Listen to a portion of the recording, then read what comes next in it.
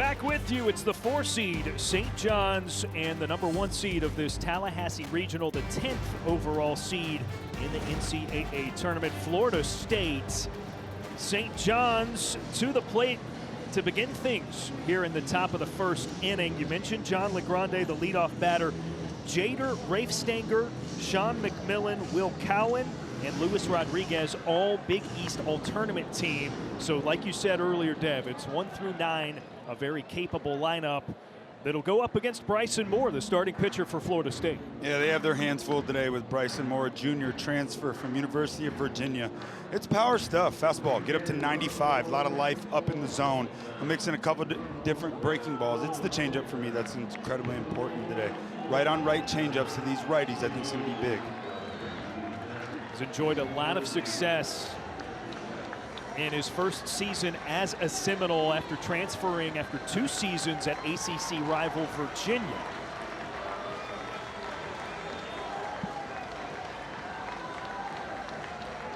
Everybody's been waiting. Delayed 2 hours on the nose from the original start time we had scheduled today. And we are just about underway.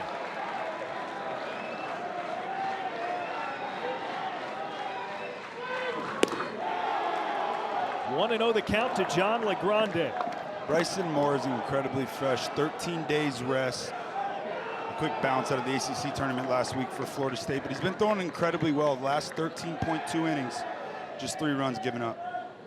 And Moore in his last start, like you said, 13 days ago, went a season-high 7 2/3 against Miami. Yeah, and it's been efficient too. Strikeout numbers are down. He's a guy that normally strikes out 4, 5, 6 guys a game. Just 1 and 2 last couple starts. It's been a lot of early contact. It's been efficient. Grande leaves it in there for strike 1.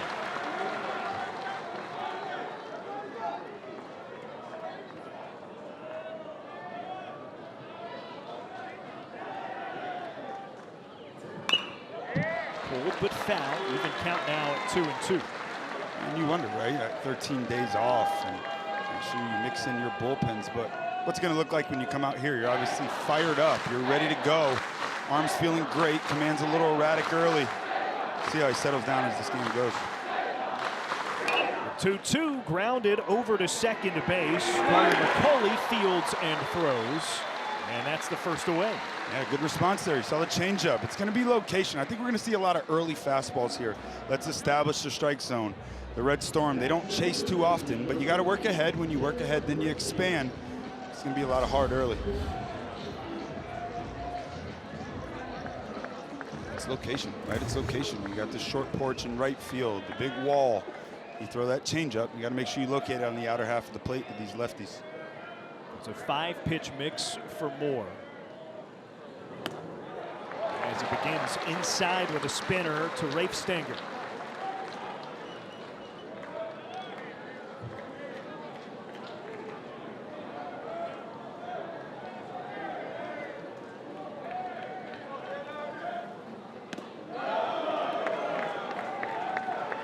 One ball, 1 strike. Second team All Big East this year for Rafestanger.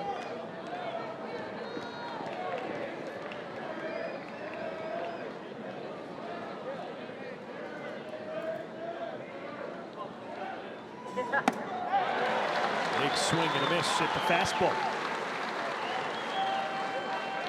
Rear back, let it eat, well located on the outer half of the plate, and Rafestanger, he's impressed me a ton. It's a whole field approach. His strength is left center. I think that should be the key. Strike 3 called. 2 down. It's a great sequence right there by Bryson Moore. Rear back, let it fire. There's the fastball. You can see it's alive. Perfectly located, black, away. Slow him down, speed him up, and Rafestanger, yeah, he knew it. First strikeout of the day for Bryson Moore. So a quick 2 up, 2 down for Moore in the Florida State defense, and here is a formidable bat in Sean McMillan. Watches the first and has an 0-1. Big time juice here. Big time juice. 453-foot home run 6 days ago in the Big East tourney.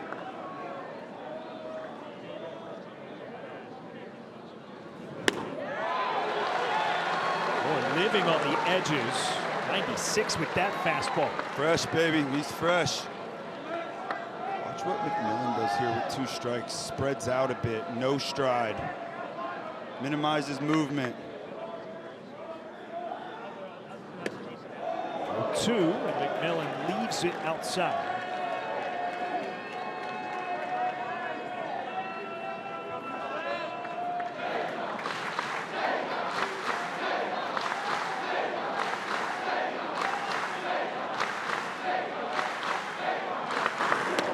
Wave and a miss. 3 up, 3 down, couple of punch-outs for Bryson Moore. A fine start for the guys in garnet and gold. Fresh, fired up. Bryson Moore needed that changeup. There it is. 2 strikeouts. Bottom of the first we go. To the bottom of the first we go, and Florida State with their first chance at the plate. Man, did Bryson Moore look really good in that top of the first inning. And now it's time for the bats to get going. John Stutzer, Braden Dowd, and Brody DeLamalier, the first 3 up. Therefore, the 3 due up for the Seminoles here in the top of the first, or the bottom of the first, rather. It's been a streaky season for this offense, but Braden Dowd, you see highlighted right there. 28 games, reach base safely, controls the strike zone. That's the big key for me today in watching this Noles offense. How do they control the strike zone prior to 2 strikes? St. John's going with their ace on the pitching staff. Liam O'Leary gets the start. And one thing's for certain, Dev, he's going to be pitching for a while today. This guy goes deep into games. Sure does. 5 innings or more in all 15 of his starts this year, 6+ in 10 out of 15. And the first pitch swung on high and deep into the air, left field. 1 pitch, 1 goner. 1-0, Florida State.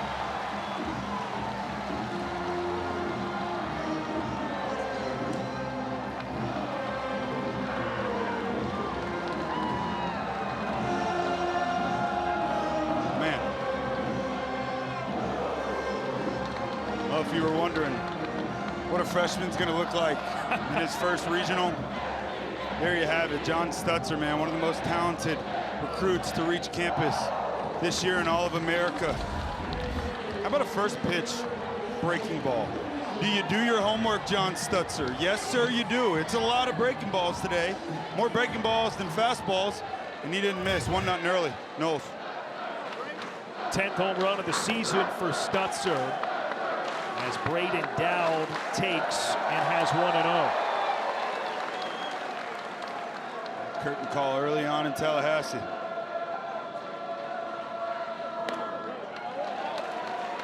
Two and nothing to Dowd. That's the first Florida State leadoff home run since February 15th of last year. Gage Harrelson. Wow. There's going to be a lot of leadoff home runs for that young man, John Stutzer.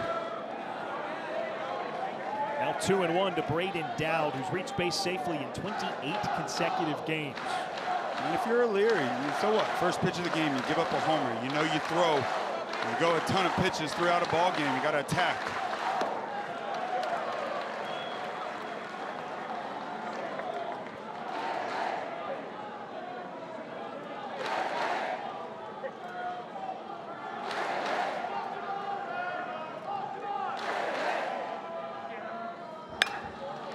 Rolled over foul, now a full count for Dowd. You'll see 4 pitches from O'Leary. It's fastball, slider. Those are his 2 go-to.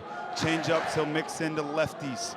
He'll mix in a bigger curveball as well. It's good stuff. He lives in the strike zone.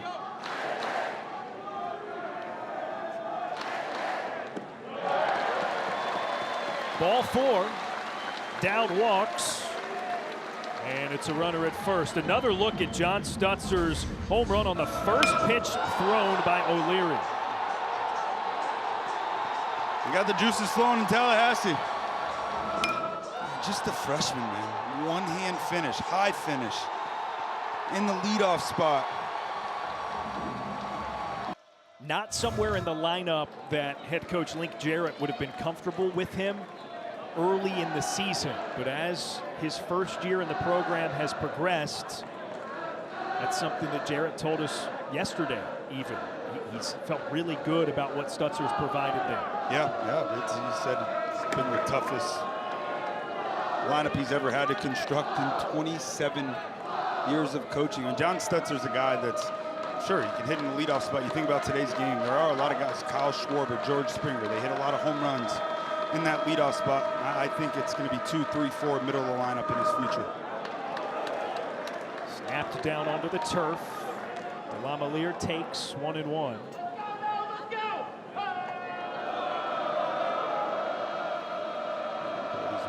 Hot one right now, 18-game hitting streak, 407.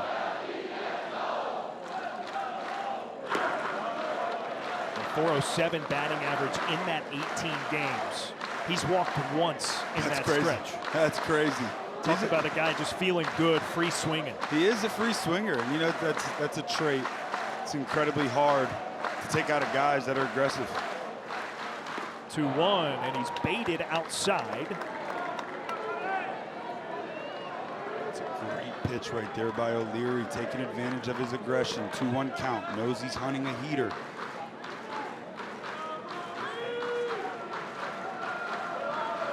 That was the slider. What will O'Leary offer here? Step back and a throw over to first.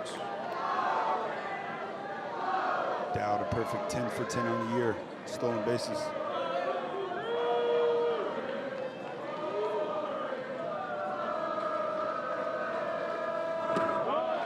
Tried it again.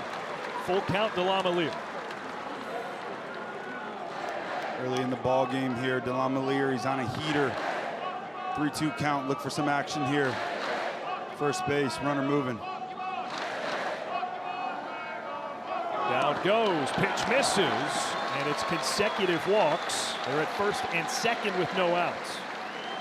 Just great at bats right there for the Noles early on. They've have a great game plan. They know O'Leary throws a ton of breaking balls, so you're hunting elevation. You're looking for things up in the zone. You're willing to swing and miss at heaters up, but whatever you do, you can't expand down. 3 good ones so far for the Noles. That brings up Hunter Carnes, the sophomore catcher.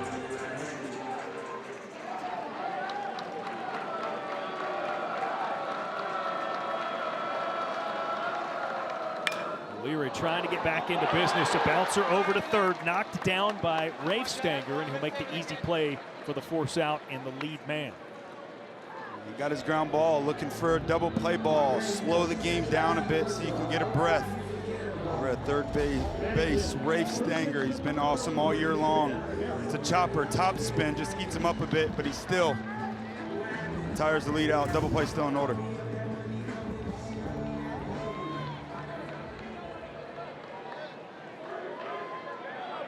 Slight pull side shift for the batter, Ben Barrett. Looks at a breaking ball down and away. What a cool story it's been for Ben Barrett. Comes in as a two-way guy. Next 2 years, sophomore, junior year, he focuses only on pitching. This year, focuses on pitching. They lose the star in Miles Bailey. And Barrett grabs the bat again. He's been great, too. He's controlled the strike zone. It's a no-stride approach. They've been looking for production out of that first base spot, and they've got it.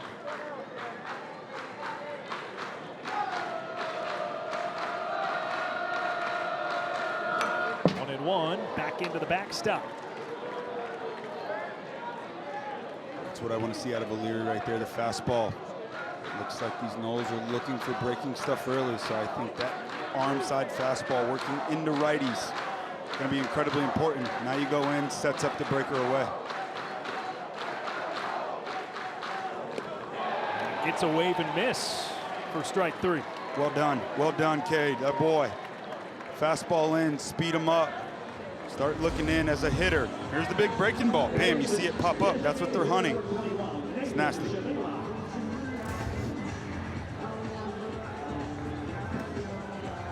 It's not been a lot of strikeouts this season for O'Leary.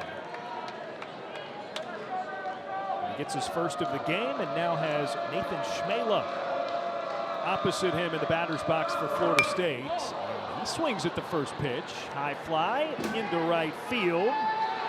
Christian Bernardini calls and catches to retire the side. A couple of Knowles base runners stranded, but a 1-0 lead on the 10th home run of the season by John Stutzer. John Stutzer, just a freshman. Link Jarrett talks about this young man, and you could just see his eyes light up. Yeah, now we know why. First leadoff home run for the Knowles since last year. 1-0. Bryson Moore back out to the bump for Florida State, as he sees 4, 5, 6 in the St. John's order, beginning with Adam Agresti, team's leader with 17 home runs this season.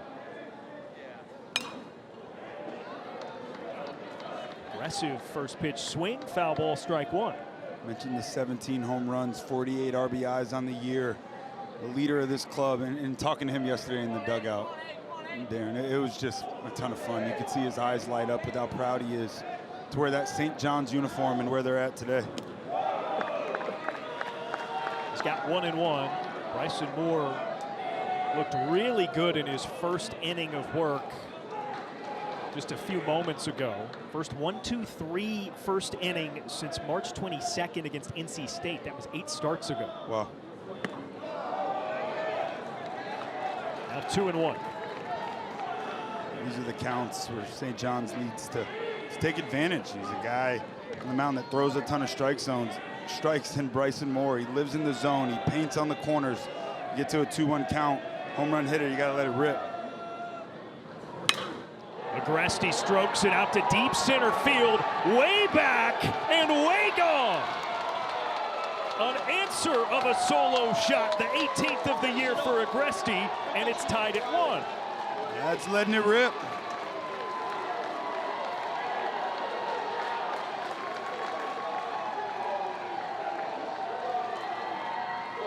You need your best players in environments like this. Knowles jump out to an early 1-0 lead. Your leader comes up to start the inning. 1-1 ball game, just like that. Big time juice, dead center. Watch out for the Red Storm. They fight, man. They believe. A lot of confidence throughout this lineup, 1 through 9 right now. Got a new ball game. 111 miles per hour off the bat for Agresti.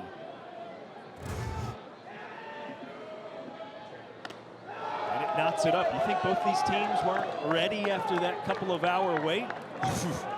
The bats are alive. It's postseason baseball. I mean, it's the absolute best. Rolled over foul. Will Cowan, the designated hitter. Big East All-Tournament team swinging a hot bat right now.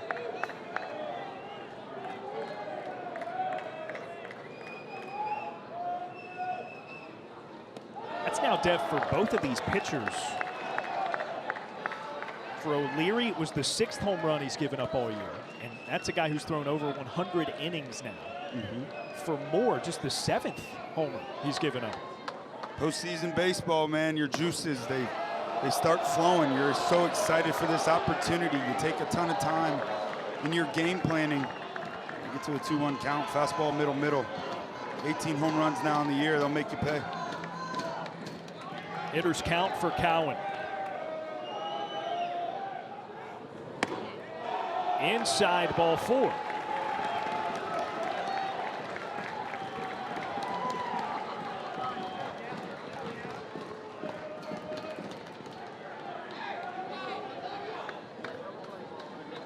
Link Jarrett, the head coach of these Florida State Seminoles.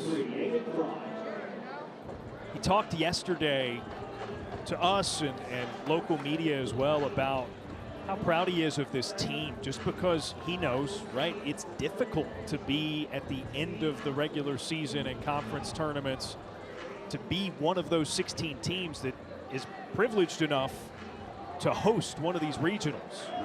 Just one of 3 teams to host a regional now 3 years in a row. I think this has been Link Jarrett's best coaching job he's done in his career. First to Aiden Fry is a miss down low.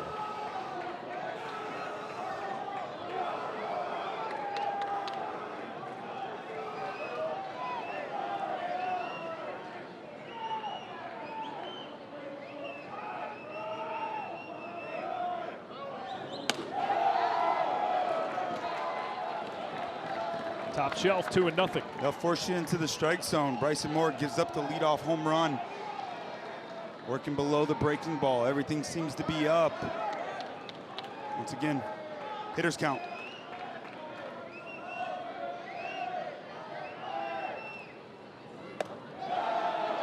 Non-committal, a check of the swing over at first base, says Fry did not go, and it's 3-0. Close one right here, and good call. Shaler Smith, first base umpire today. And a strike in the inner half to make it 3-1.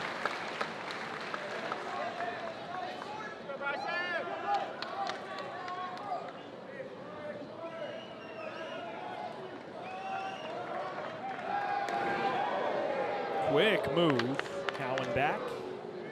Cowan 5 for 6 on the year in stolen bases. 3-1 count here early on in the ball game. It's a team that likes to apply a ton of pressure. Good time to start the runner. 3-1, runner goes, and it's laced into left field. Cowan turns on the Jets. Here he goes, short field to third, and the throw is there from Stutzer to record the out. Have a day early, young man. We said this St. John's club. They're aggressive on the bases. I love it right there. 3-1 count. You know you're going to get a heater. Go ahead and start the runner. Continue to apply the pressure. And it's an absolute rocket shot. It's right in front of you, though. You touch second base and you see the left fielder's got the baseball. That's all you read at second base there as you're rounding it. But an absolute dot by John Stutzer right there. Look at Cal Fisher. Baits him into it. It's a big out.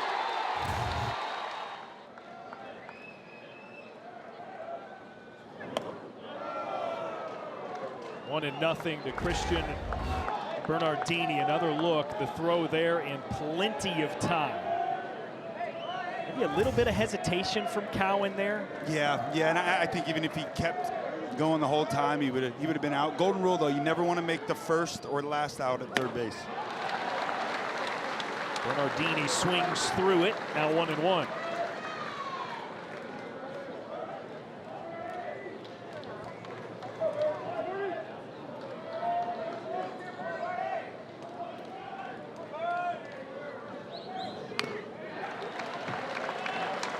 Ball, Moore ahead in a count. He's got 1 and 2.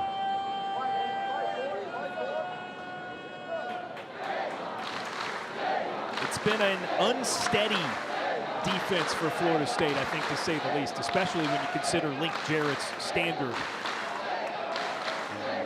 Look at all the guys they've lost this year, too. Chase Williams. Had to shuffle some guys around, right? So it has gotten better as the season has gone on, as Link indicated to us yesterday. Lose Miles Bailey. You got Putnam and Barrett at first. McCulley shifts over to second. Frazier's back in the lineup. It's getting better. Here's a 2-2 from Moore. And it's fought off foul. Bernardini retains his count. Bernardini's been a spark plug down here at the bottom of the lineup.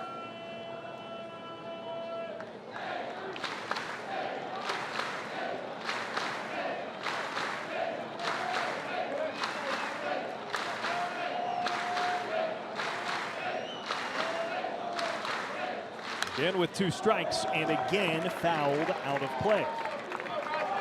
The bottom of this order for Mike Hampton's club, the resounding sentiment is anything you got to do to get on base. The rest of the lineup will take care of the rest. Man, that's a great game plan. That's your job at the bottom of the lineup. See a lot of pitches, get the pitchers' pitch count up, and find a way just to pass the baton.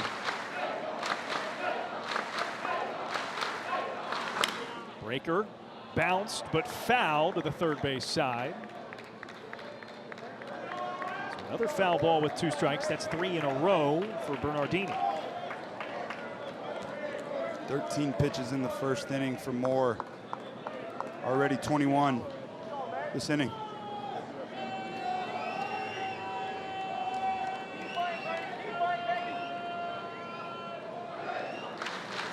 A little bit of a step off and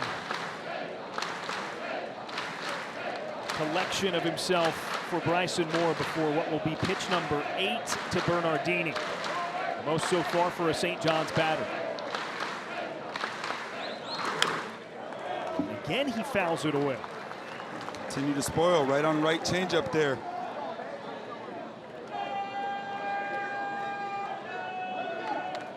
So he's seen just about everything Moore's going to throw at him so far. Fastball change, sweeper, curve cutter, the arsenal for Moore.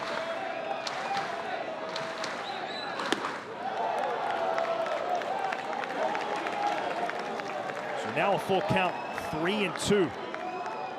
It's back-to-back. Excuse me, now three-ball counts in a row. You've seen everything. As a hitter, you feel pretty comfortable. You stay committed to the fastball here. Look for the runner at first base. Also start as well. Runner goes. Moore catches the inside corner. The throw down to second is in time as well. And just like that, the Seminoles are out of it. Both starters ran into a little bit of trouble. How do you respond? Hunter Carnes to McCulley with the quick tag. Bottom of the second we go. Lace them up, new season, never know what you're gonna get in college baseball.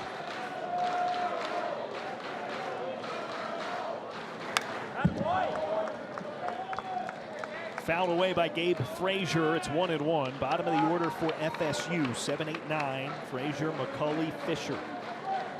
Liam O'Leary looking for a shutdown inning here.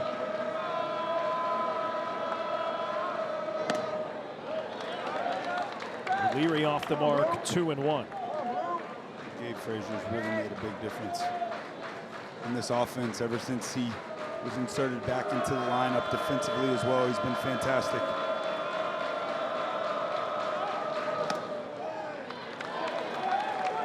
Now 3-1. Trying to make it a clean second after giving up the leadoff home run to John Stutzer in his first frame, then walked 2 batters in a row. Very unlike O'Leary. That one's a drive out to left field, way back, and that one's gone. First inning, leadoff home run. Second inning, leadoff home run. This time, Gabe Frazier delivers. First homer of the year for Gabe Frazier, once again getting in these hitters' counts in the postseason. Everybody's juiced up, fired, ready to go. They're hunting their pitch. Well, you get to a hitter's count. You look up and out over the plate, exactly where these hitters are attacking. You put the barrel to the baseball. And good things happen. Just like that, Noles respond back. Fired up. 2-1 on 3 solo homers.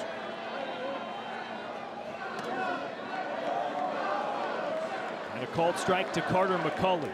So if you're a guy like O'Leary, Dev, and you like to go deep into games, you don't like to give up the home runs, but they're both solo shots. Like, you can live with that. Yeah, and I think it's a part of what he does, right? He's a little bit of a throwback pitcher. It's not the big-time velocity, not a ton of strikeouts. He just pounds the strike zone. He looks for contact. The only issue is you have to avoid those hitters' counts. Another line drive out into left field, and it drops on a short hop, gloved by Luis Rodriguez. Otherwise, that could have been trouble. It's a single for McCulley. And Rodriguez, who stumbled into the play, could be hurt, and it certainly looks like it.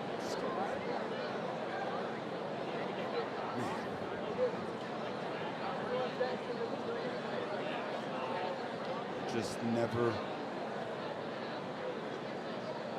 see a player's foot stick in the ground.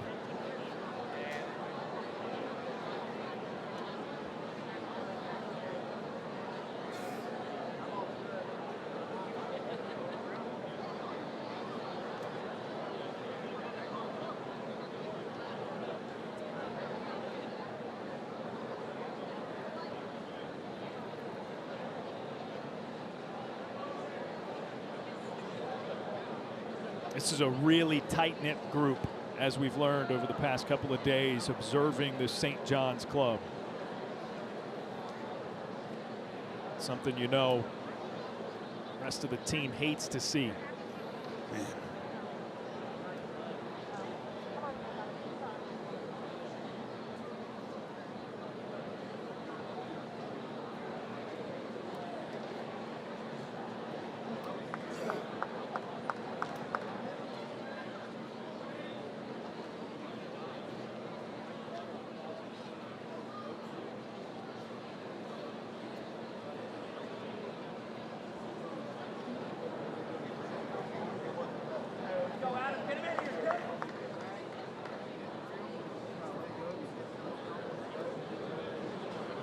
Luis Rodriguez has had such a great year. 303 batting average, 10 extra base hits.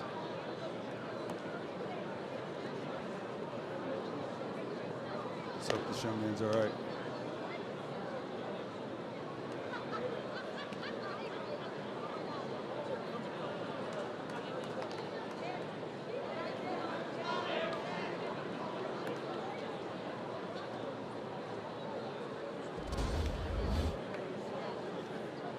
Sinking line drive, and you see his foot sticks. Gets caught in between the decision he wants to make and just falls back on his leg. But he's up. It's a good sign.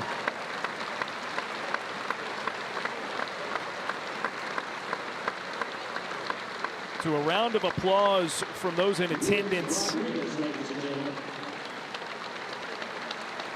And certainly like to see that he's putting weight on his foot. Such a good sign. Yeah, that's a great sign for a guy who is really a heartbeat kind of guy for this St. John's team. 9-hole hitter, but he does, it's such an important spot in the order for them. He has been great all year long.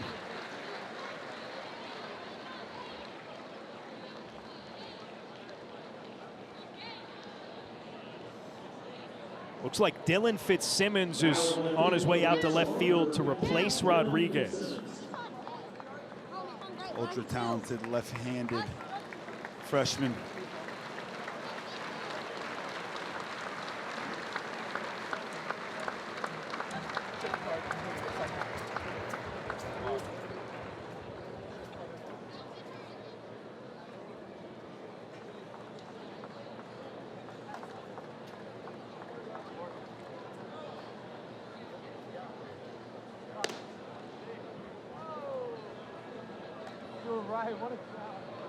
So Fitzsimmons out to replace Rodriguez. He, it looks like, is moving to right field, whereas Bernardini is headed to left.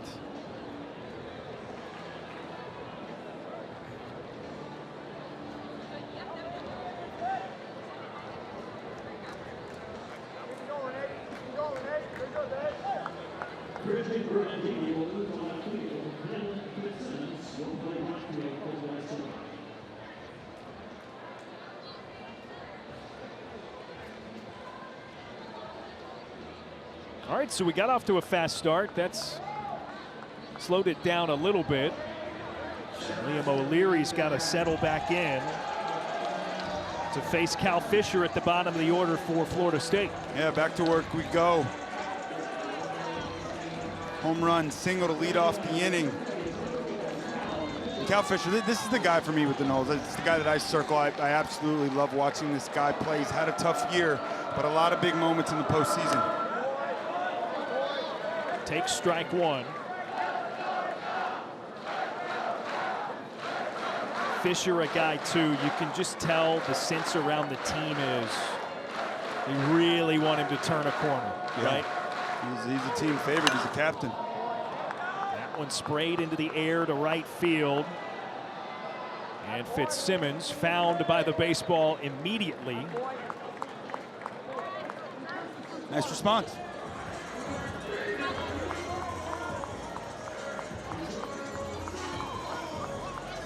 That's the first out, and it gets the order turned back up top to John Stutzer.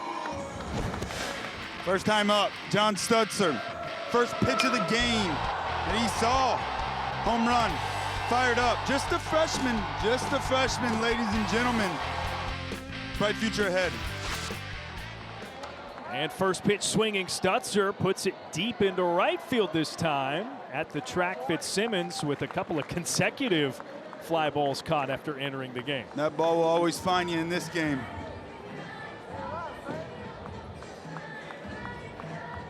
All right, so that's a little more O'Leary-like. Get a couple fly ball outs early in counts. 3 pitches, 2 outs. That's what he does. He searches for early contact. It's just incredibly important. The execution, even when you do fall behind, you just can't leave pitches up or out over the heart of the plate. He starts Braden Dowd with a miss of the strike zone, 1-0. Dowd walked his last time up. He's now reached base in 29 consecutive games. Oh, what a grab out of the portal from USC for Florida State. More walks than strikeouts.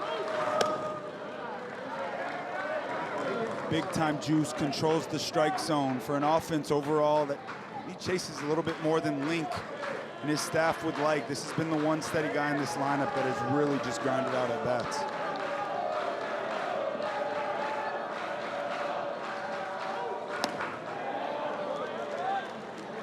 Called strike, and it's 2-1. Second longest active streak in the ACC. Hitting the leadoff spot. He's hitting the 5-hole, 3-hole, all over the lineup, just trying to find a way, and he's really settled here in the 2 spot. He's got 3-1. And now Florida State's offense is really pushing O'Leary, who's at 34 pitches, not in any kind of grave danger yet, but that matches his season high 3 walks. Wow. Well, you know what? When you get to a 3-1 count, you got the team leader in home runs up, and there's 2 outs. You can't just serve him up a free kick cookie. You make a competitive pitch. If he takes it, you move on.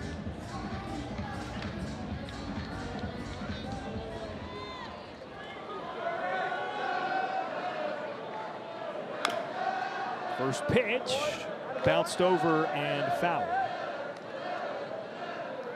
A lot of early breaking balls from Liam. ESPN is the home for the NCAA College Baseball Regionals. For around-the-clock multi-game coverage, scan the QR code below. ESPN Plus subscribers can access expanded coverage with Squeeze Play. Certainly a lot of fun stuff going on today. Squeeze Play. Oh, it's so great. Our friends over there. Maybe the best way to make sure you're not missing anything. Upsets. A great job they do. Called strike. Dev, we could be on Squeeze Play right now. We don't sure even know. Yeah, crucial situation here early on in this ball game. Runes and the crew. Feels like a big pitch for Liam O'Leary. 2 strikes, 2 away. He gets a swing and a miss, and Brody DeLamiere strikes out to retire the side. A 2-1 lead for Florida State on 3 solo home runs. We'll talk to Florida State head coach Link Jarrett when we return. First game of the opening round here in Tallahassee. Florida State with a 2-1 lead through 2 over St. John's. As we welcome in Link Jarrett. Link, a couple of hours delayed prior to the start of this one, yet John Stutzer, your leadoff hitter, hits the first pitch out for a 1-0 lead. And Bryson Moore's looked pretty good so far. You got to like the way your guys have responded. Yeah, no, I do. Stutzer had waited long enough, and we talked about the aggressiveness of our team and lineup and how they relentlessly hack. So we've tried to hone that a little bit. I think we had a decent idea going in. O'Leary, he's a workhorse. He logs tons of innings. We don't have anybody at 100, and we've had really successful starts out of our starting pitchers. So the management of the breaking ball, he's got 2 distinctly different shapes with the breaking ball, and Stutzer got what I think was probably a curveball to start it off. And Frazier as well, that was a 3-1 fastball. And Agresti, their catcher's very physical. I think that's what his 18th home run. And you look at some of the games, we had obviously time to watch a little bit. The ball seems to be flying all over the country. So we're in that mix. And we need Bryson to just settle and do what he's done. He answered for us so many times when we had our back against the walls in some Sunday games, and when you get to this point, your back's always against the wall, so you have to execute and deliver. Love it. We'll let you get back to it. Good luck, Link. Thank you, guys. Thanks, Link. Rob Mansour, the leadoff batter for St. John's, will be followed by Fitzsimmons, the injury replacement. Foul off of his own body, 1-1. You think about all the big-time starts that Bryson Moore's been able to deliver this year. You look at Stanford, look at Georgia Tech, albeit he had to come out of that game early. Last week, 2 weeks ago against Miami, he's delivered in the big moments. Now 1-2. So Moore has had to kind of battle back after some first pitch balls to batters.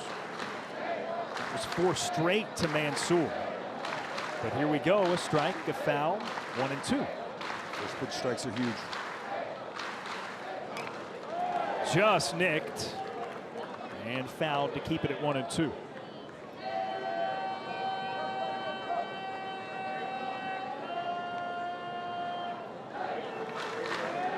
We've been talking a lot about O'Leary for St. John's and how deep he is accustomed to going into games.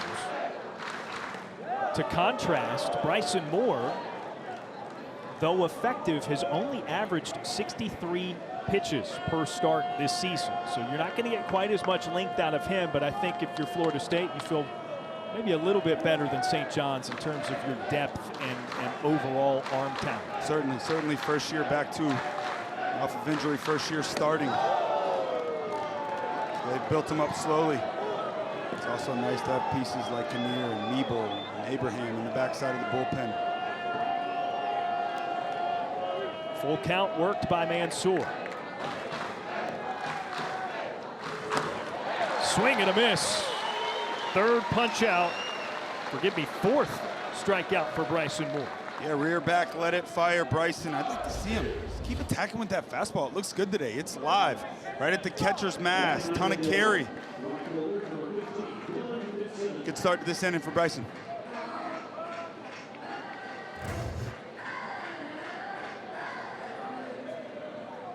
So now it is time for Dylan Fitzsimmons' first plate appearance in place of Luis Rodriguez after the injury he suffered in the outfield. Just a freshman. He's come up big, had a big hit. Big East tournament last week, 2-run double. Swinging away, sends it out of play, 2 strikes.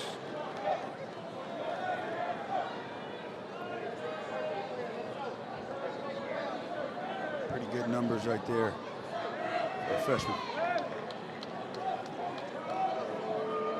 He's also started 43 games, so it's not like he's uncomfortable being thrown in here. It's big. Get your feet wet, find a way to get in the rhythm, get the favorable matchups, get to the postseason, you never know.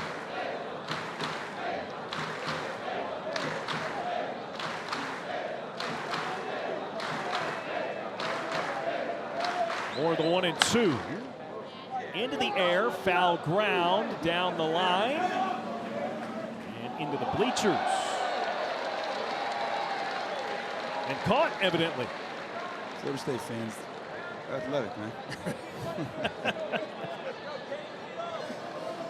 Great fan base here in Tallahassee.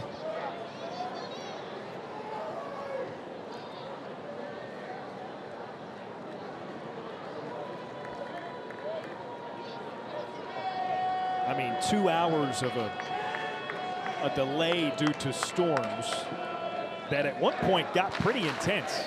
And they went nowhere. And here we go. They just stayed put. That's right. 1-2, take 2.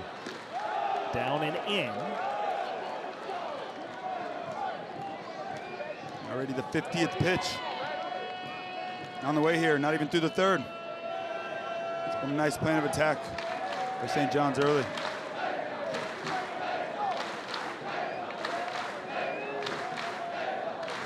Two from Moore, tapped straight down and foul.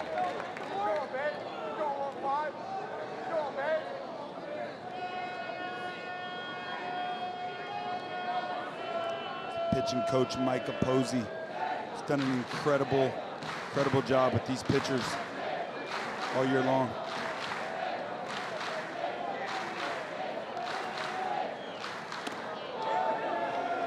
Simmons shuffles out of the way. Suddenly he's seen 7 pitches his first time up. In the 8th pitch on the way. Rip fastball. 5th 3-ball count of the day. Right over the middle, into center field, and it drops and rolls to the wall. Fitzsimmons with extra bases. Holds up easy at second. And has a double to turn the order over. What an at bat by the freshman, thrown in the ball game, cold off the bench. A little bit of a miscue. Out in center field. Get a beautiful look at this right here. It's a rocket shot. Those are the hard ones to read, but he breaks in. And it costed him. Runner in scoring position for St. John's. A lot of good at-bats today. Mentioned the elevated pitch count for Bryson Moore. Lack of first pitch strikes. Flipping it to the top of the order. Guy hitting .452 with 3 homers with runners in scoring position. And John LeGrande yanks the first pitch on the ground foul. He's got 0-1. Ground ball to second base his first time up is 0 for 1. Yeah, he's such a pesky player. High bat-to-ball skills. Not a lot of swing and miss. Aggressive early in the count. Cuts his swing down late. And delivers in the big moments.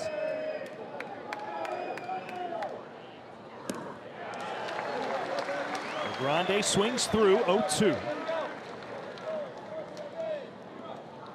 Changeup he just ripped, played like a cutter.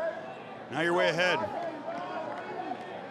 Jam for the strikeout here, nothing in the zone, something in and out. 0-2, close take by LeGrande, and he hangs in there. Quality pitch, great take.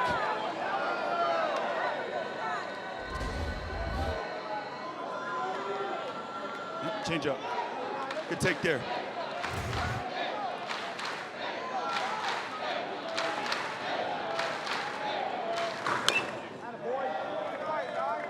Grande fights it off.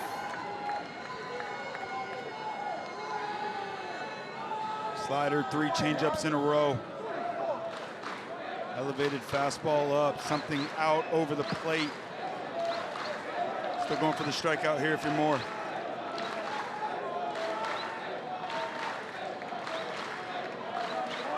th pitch this frame coming for Moore on just the 3rd batter. And a throw over to second, and they get Fitzsimmons.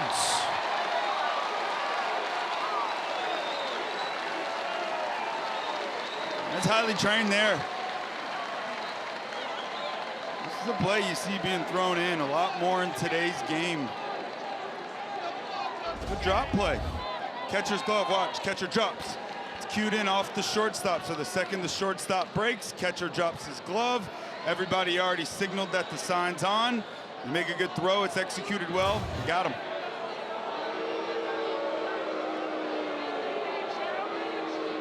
Mike Hampton out to dispute or get a clarification. Some kind of conversation with home plate umpire Clint Fagan.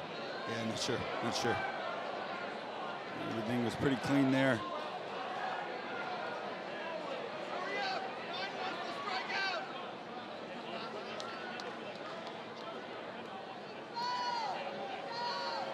I mean, this has to be about the play at second. It couldn't be anything else, right? Yeah. I just, nothing really popped up there that stuck out to me other than that's pretty something well with executed. the move by Moore, maybe? Yeah, I'm No, I'm with you. I have no idea. But a big out for the nose there. All right, this is pitch number 20 of the inning. And it's a line drive down in right. Here goes LeGrande on his way to second and turns on the brakes in a hurry. Man, he had a head of steam on that round, but the Lamalier out in right said not so fast. Yeah, great job cutting that ball off. You know you got a guy at the plate. Golden rule, 2 outs. If you have a chance to make it to second base, you go ahead and take it. But how big was that out at second base? As you see, Something soft, ripped over Ben Barrett's head. But look at Lemalier, cuts it off in throwing position, throws a dart. How big was that play, though? That pickoff at second base, don't forget that one. Big time. That's the second of a couple of base running mishaps for St. John's. Remember, earlier in the game, it was Will Cowan starting from first base, trying to get from first to third, and unable to do so on that hit that was into left. Yeah, and it's a... The pickoff move to LeGrande. He's a little shaken up, it looks like. Take a minute, get time if you need it.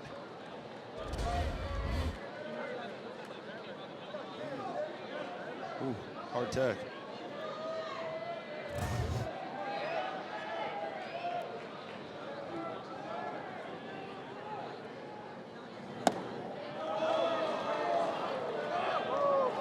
You mentioned the base running miscues, D. This is an aggressive group, and we talked about it early, right? And how do you get to the postseason and just shut it down? Hey, we're not going to do that anymore. No, this is what they've done all year long. It's why they've had success. And go ahead and fix it in between innings. It's an aggressive group, and I think that's the way to beat the Seminoles if you roll down to Tallahassee. I think LeGrande is the perfect picture of that, too. 24 stolen bases. He's been caught stealing 10 times. Yep. That's very aggressive. But it works more often than it doesn't. That's the formula for the Red Storm.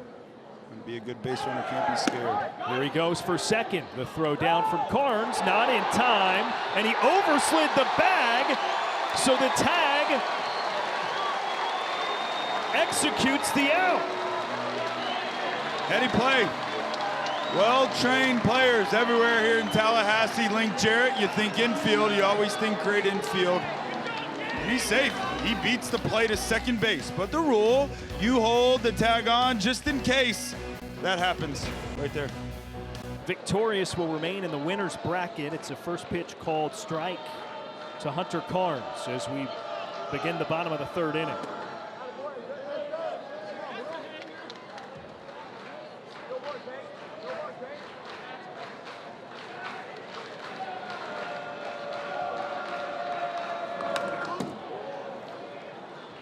Out back, now 2 strikes. As Liam O'Leary continues to manage the pitching for St. John's. Go to that fastball a little bit more. Look at that. Curveball. Takes a while to get there. Carnes waits on it and wastes it. And breaking balls are his pitch. Slider. Bigger curveball to a batter's face. 8 first pitch strikes. Big key coming into this ball game. He's working ahead. Using that fastball early though. Get him off his breaking ball. Knowles look like they're looking for it early on in the at-bat. Bounces another one, 2-2. O'Leary, though, averages 105 pitches per start this season. Coming off of a season-high 137 in his last start in the Big East tournament. He's a workhorse. What a year. 2 earned runs. First game of the Big East tournament. 8 innings, second most for him this season. Slow roller over the middle. The throw from shortstop on the run. Mansour makes a great play. And Carnes is retired. They can play some defense here. St. John's fielding almost at a 980 clip. You got a guy on the mound that attacks the strike zone, pitches the contact. You got to have good defense. Nice play there on the run. Good stretch by McMillan on the backside, too.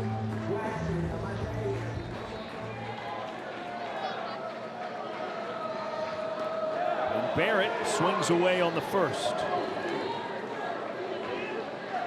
Struck out his first time up.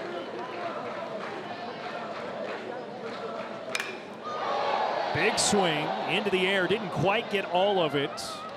And it's a fly ball for the second away. Just off the end of the bat right there by Ben Barrett.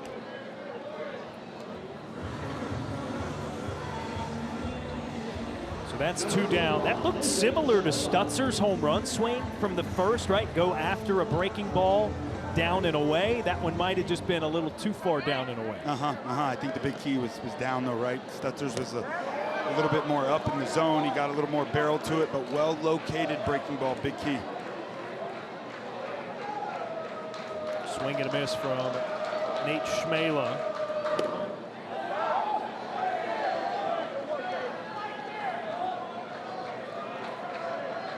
1-1. O'Leary doing a great job getting ahead in counts to this point, and he baits Schmela outside for a swing and a miss to make it 2 strikes.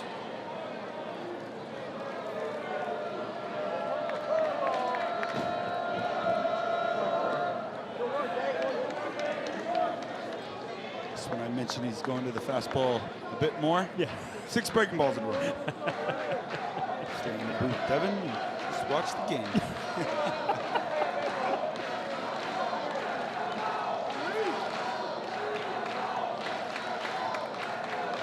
2-2 with 2 away. Another breaking ball, bounced and foul. Well, between the slider and the curve, he does throw breaking ball over 50% of the time this season. Allows his fastball to play up. A lot of soft, slow you down, sets up the opportunity where he does get swing and miss from righties with the fastball up in the zone. Another 2-2, drops into the strike zone, and it's watched for the 3rd strike. A 1-2-3 frame in the bottom of the 3rd.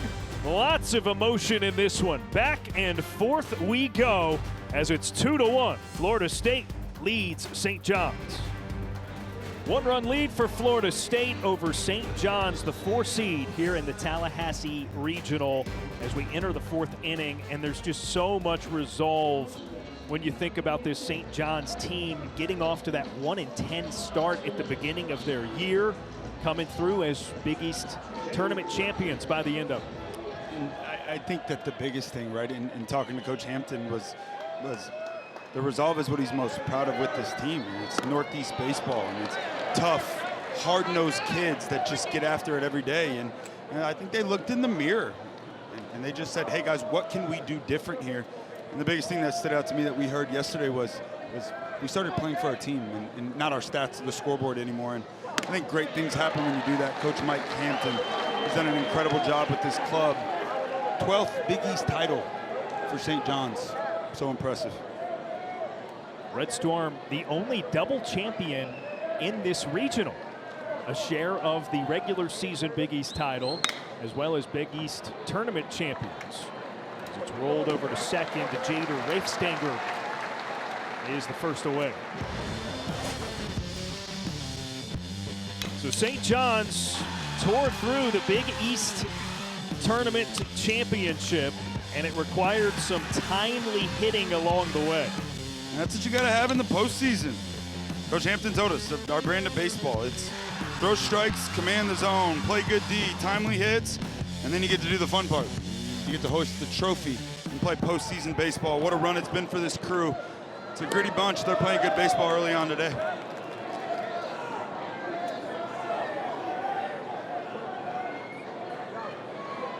And this is a program too, Dev.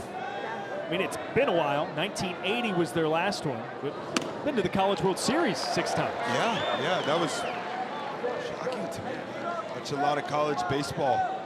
6 times to the College World Series. Won at least 1 game in 9 of their last 10 regionals. Ground ball over to short, and McMillan unable to run it out. Throw from Frazier. Good response this inning by Moore. Living down in the zone. Weak contact, ground balls. He's got a lively fastball. He gets a ton of swing and miss on the fastball up in the zone, which makes it incredibly important for him to work down early and establish it. He's thrown 6 pitches to get 2 outs here. Last frame, pretty weird. 23 pitches. He did face the minimum, but he gave up a couple of hits. Base running. First pitch skied by Adam Agresti into foul ground, and it drops near the corner. for an 0-1. Not a ton of foul ground at Florida State, but that is the one little nook. Gets bigger. Oh, fence open. Make sure that thing's locked up, McCullough. I don't know. Maybe you want the give if you're just going to slam right into it. Okay, good point.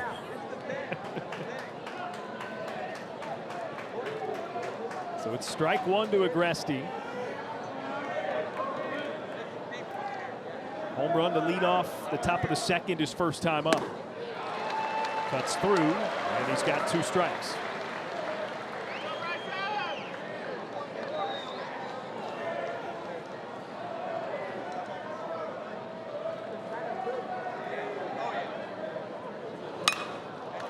Lofted into center field.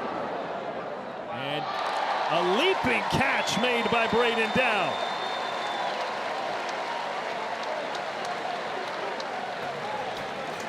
So 3 up, 3 down. We'll talk to St. John's head coach Mike Hampton when we come back.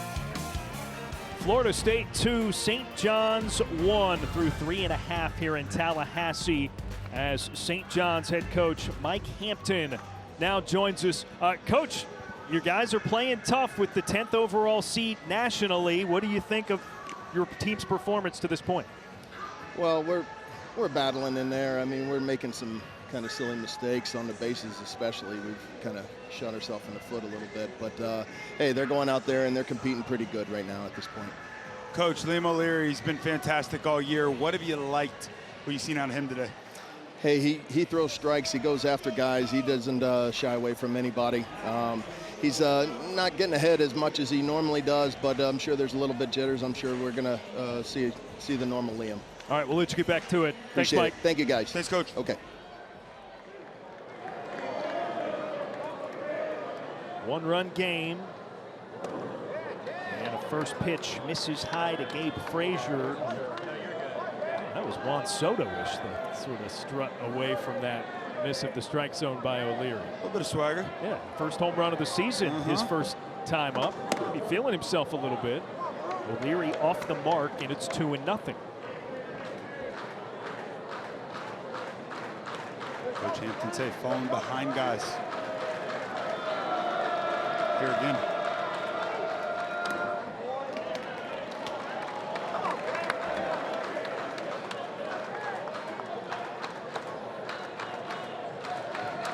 O'Leary, 3 walks so far in the game. Trying to avoid a 4th.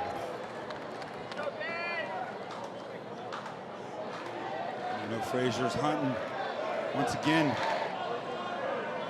That fastball. Just off the mark inside, and Frazier takes ball 4. That was a good pitch. But got behind in the count, which again sends O'Leary into uncharted territory. 4th walk of the season. It's the first time he's had, or 4th walk of the game, first time this season he's had that many in a start. Yeah, and you heard the jitters. That check swing, I tell you, pitch looked pretty good. Check swing was pretty close. Knowles get the call for both, but it's the jitters, right? It's the postseason, fired up. Big fan base here in Tallahassee. It's loud. You're playing against the Seminoles. He'll settle down. He's worked out of some big jams today already.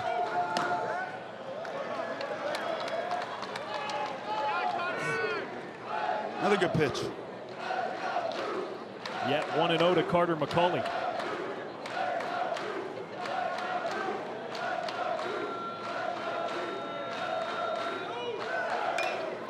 And McCauley drives it out to left field. It is caught shy of the wall. A scary first out. Link. Like the button he pressed right there, hit and run, 1-0 count. Knowing he's going to get something right over the heart of the plate. Nice swing, but a great play out in left field by Bernardini.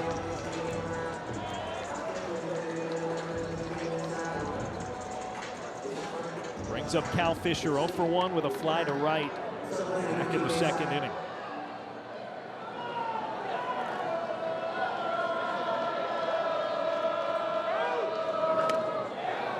Swing and a miss, 0-1. O'Leary at his previous stops, a big game postseason pitcher. At Lackawanna Community College a season ago, a couple of gems on the way to the NJCAA Division II World Series for the Falcons. The region title game, he tossed 8 innings and struck out 13. And then in the district title game to get them to that World Series, 14 strikeouts. He's done a nice job. You never know what you're going to get, right? Junior college baseball, the transfer portal. You got guys coming in from everywhere, switching levels. You don't really know what you're going to get until the season starts. And think about the 15 starts that he's had, 5+ innings pitched, 6+ innings, 10 out of the 15. And he's pitched in big games, and really the only way to be experienced and feel great in those moments is to do it. 0-2 fouled away by Fisher.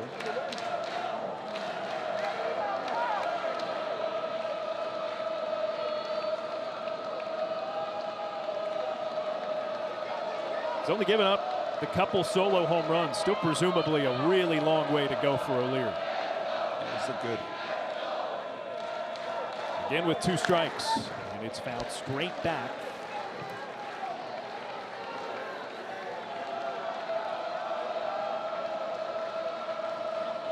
Down in the zone early, elevated fastball.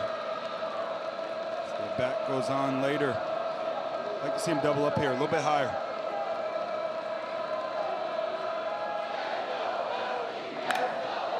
And it is into left field.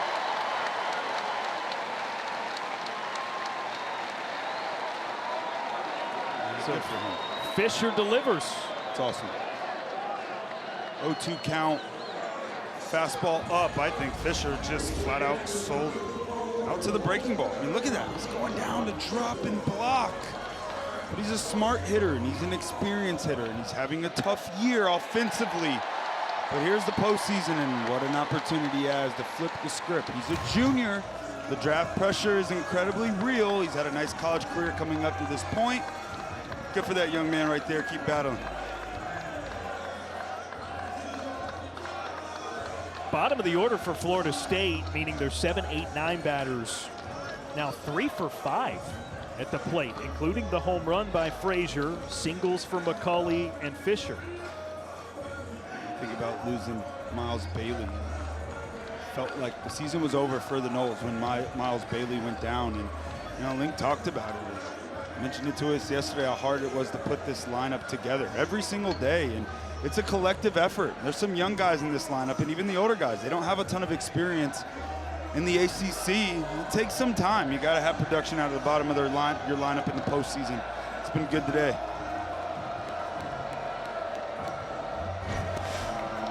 John Stutzer is 1 for 2. He started it with a leadoff home run on the first pitch he saw in the bottom of the first inning. And that got the scoring started. So now we're at 2-1. The score, 3 solo home runs. Crazy. Chance with runners on here, and he takes there to make it 1-1. Cade O'Leary here looking for a ground ball. Want to live down in the zone. Speedy runner at the plate.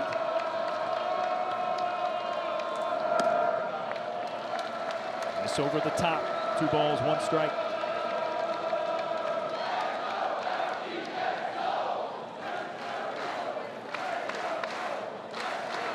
Seminoles 0 for 4 with runners in scoring position today.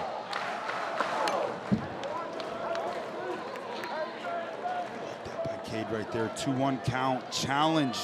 Fastball right at him.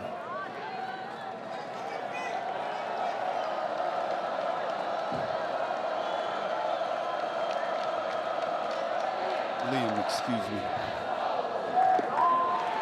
And he gets Stutzer to chase. There it is. Great response by Liam. He's pitching these big moments. FSU now 0 for 5 with runners in scoring position. Slider down. Looks like a heater the whole way till it's not. It's a big out. 1 more to go.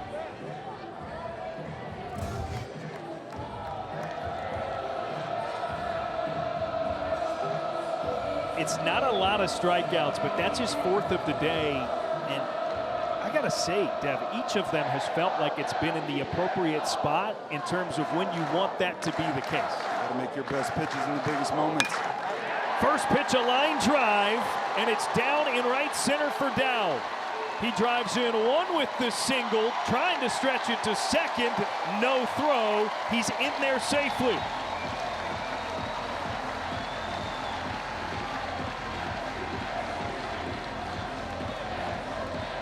Braden Dowd delivering a big 2-out knock. First hit of the day with runners in scoring position. A changeup once again, well located. That ball's black, maybe a ball off the plate, but he stays through the middle of the field. And nice base running as well by Dowd, taking the extra base. And O'Leary's like, man, I keep making pitches, just keep finding a way. 5 hits for Florida State have come from 5 different players. And a first pitch breaking ball in there to Delamalier.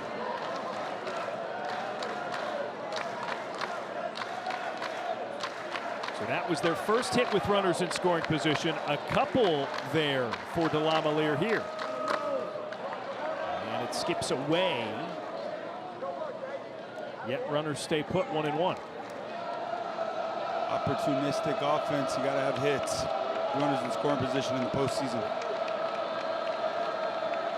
Brody Delamalier, a walk and a strikeout so far, riding an 18-game hitting streak.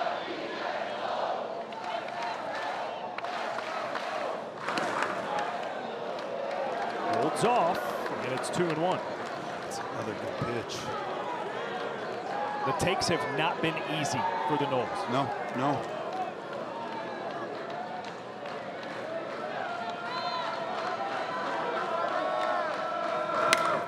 Delamalier sends it skyward to LeGrande in center, who's there for the catch to retire the side.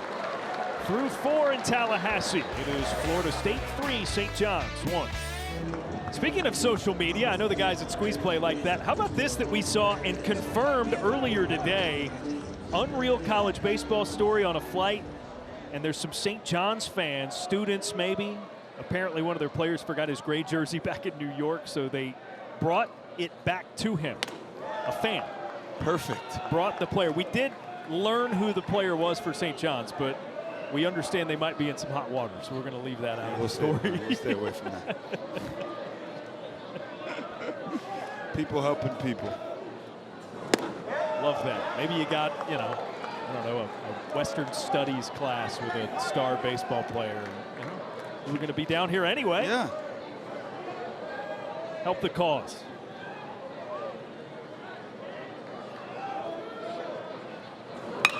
Will Cowan zips it down the line, fair, and into the corner and left. Cowan on his way to second as a leadoff double.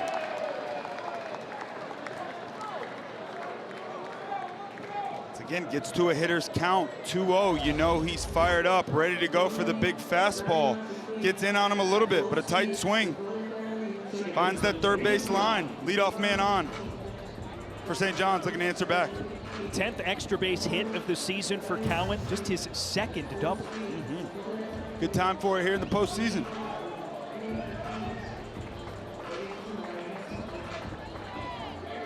Now a runner in scoring position for Christian Bernardini. Or forgive me, Aiden Fry next is Bernardini. He moves to the on-deck circle. Fry whips the first pitch foul. Fry singled his last time up, 1 for 1. It's a big reason why he's not bunting in this situation. Early on in the ball game, 2-run game. You got a single in your first at bat, let it fire.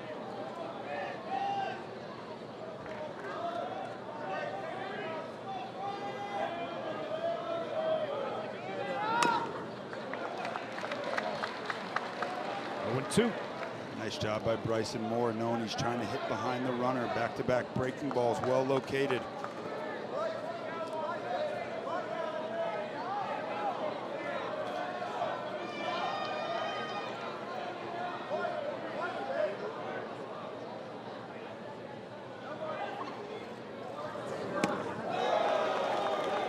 Bryson Moore forces a close take.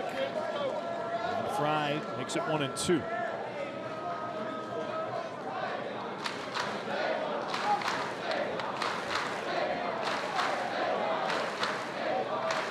Now 75 pitches for Moore as pitching coach Mike Posey monitors the situation, and Moore gets a foul tip, swing and miss for strike 3.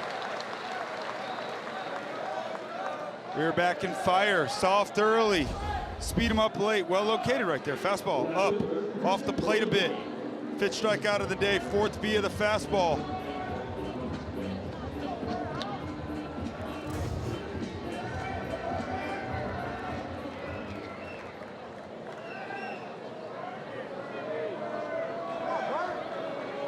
Now Christian Bernardini looks at the first to strike.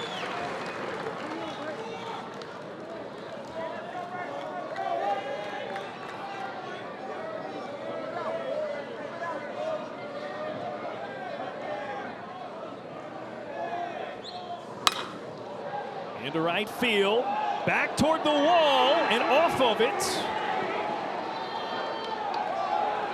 The throw into the infield keeps it at a single, but Cowan comes around to score from second and makes it 3-2. It's a beautiful piece of hitting right there by Bernardini. Try to sneak the fastball in right there, but a short, simple swing. Right here, try to go in. Never a good sign when you set up into a righty. The catcher reaches out, back over the plate, misses over the heart. And in right field, Delamalier bounces off the wall. A little bit of a bobble, one out there. It's Golden Rule, you're halfway. Big run. No hesitation that time from Cowan, who got caught in the first to third situation, getting thrown out his first time on the base paths earlier in the game. Yeah, and he did everything right there. One out, you want to be halfway. There goes the runner, and it is fouled away by Rob Mansour. Hit and run right there. And Bernardini only 4 stolen bases this season. I like it. 1-0 count, 1-run ball game, all the momentum on your side. Keep your foot on the gas pedal.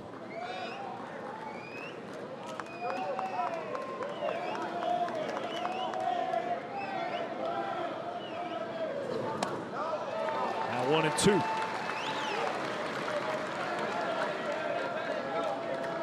That was the sweeper.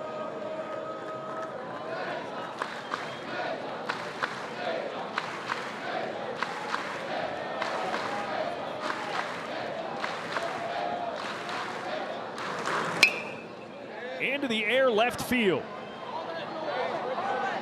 Dowd calls for it. That's 2 away.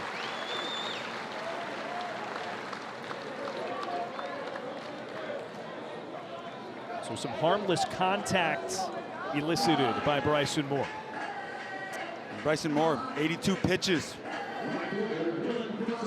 Not through the 5th inning yet. Big game plan coming into this for St. John's. Find a way to get in that bullpen, get the starter out of the ball game.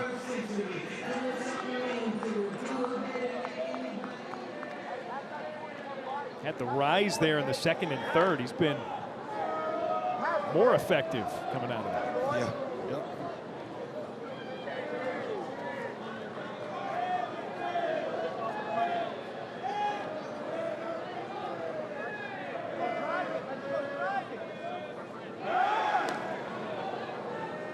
Couple of tries over to Bernardini.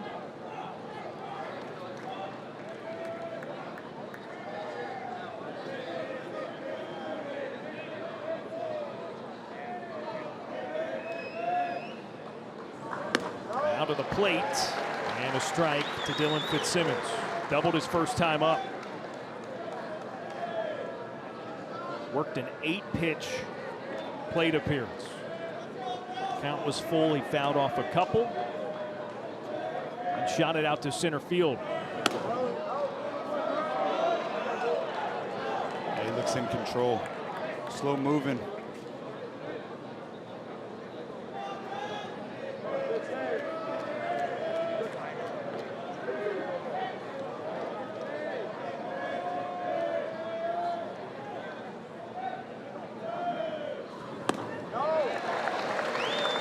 there for strike 2.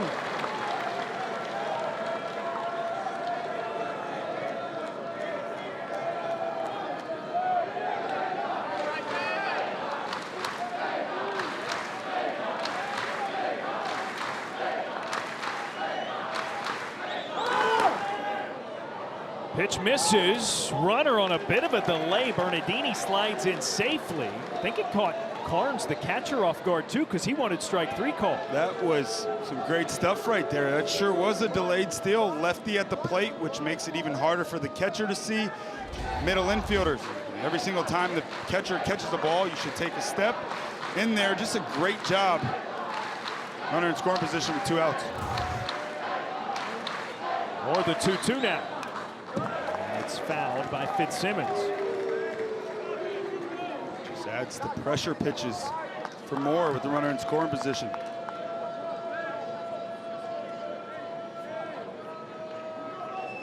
Bryson Moore now at a season-high 87 pitches thrown. He had thrown 86 twice this year. And he gets a wave and a miss. Foul tip, strike 3, the 6th punch out for Bryson Moore, strands the runner in scoring position. Yeah, Bryson, gotta find a way. There's that changeup. 6 strikeouts for Bryson. Bottom of the 5th we go. 3-2 in Tallahassee, but we've still got a ways to go. 3-2, the final score over in the Los Angeles bracket. St. Mary's knocks off the #1 overall seed Bruins of UCLA. Shocker. Unbelievable. First #1 overall seed to lose their opener. So they go down to an elimination game to be played tomorrow. They'll get the loser of Virginia Tech Cal Poly. Weak flare off of Hunter Carnes' bat is squeezed for the first out. I wish, you know, the guys on Squeeze Play encourage GIFs or GIFs, however you say it. I'm not going to be offended. They like those sent their way. So by all means, if you're watching Squeeze Play, participate there. I wish I could capture your, Dev Travis's, reaction to that score when we saw it prior to coming back from break and make that a GIF to send to those guys. That was priceless. You pointed at the 2 over top of the UCLA logo as if to say, no, that's a typo, they're #1. I'm like, Dev, that's the score. Yeah, baseball. I cannot believe that one. Good for St. Mary's. Good for them. Man, we've seen it's been some kind of tournament the first few hours here, huh? Oh yeah, oh yeah. #4 Auburn, #9 Southern Miss upset as well today.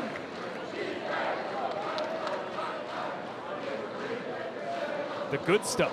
East Carolina beating 2-seed Tennessee. Yeah. And we got a good one here. #4 St. Johns. 1 seed Florida State Seminoles. 38 NCAA tournament appearances. And it's a tight game here in the middle innings.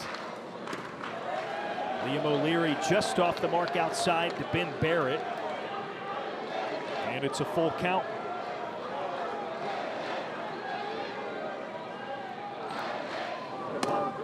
Strike 3. O'Leary continues to deal.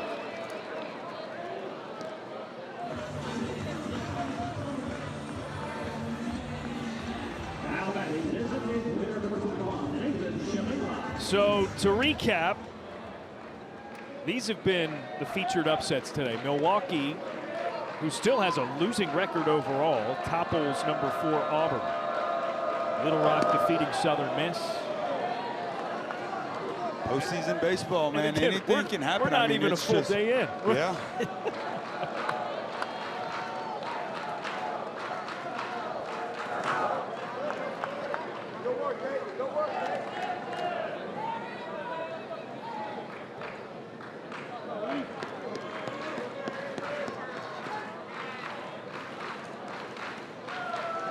One and one to Nathan Schmela.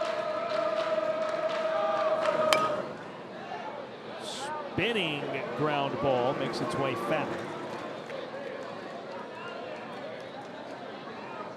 Liam's really settled down in this ball game. The misses have been good. Down in the zone, running just off the plate. Got to credit these Florida State hitters. They've had some excellent takes in this game, but you can see why. He's a guy that goes out every single game and just gives you nothing but length.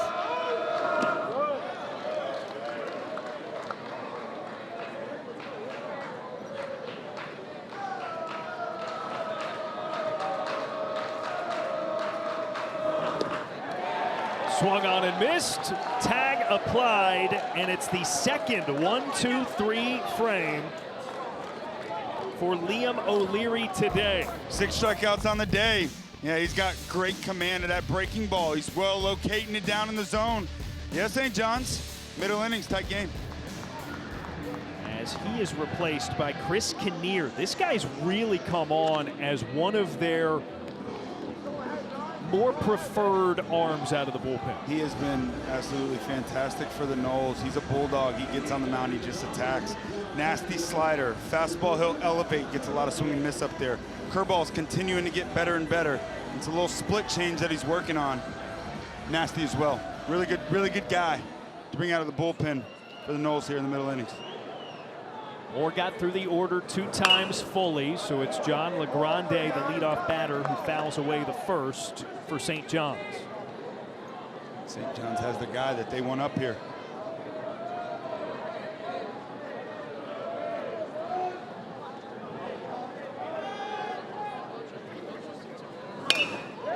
Line drive, and it's down and left. Second hit of the day for LeGrande. Beautiful piece of hitting there by LeGrande. Leadoff man on again for St. John's.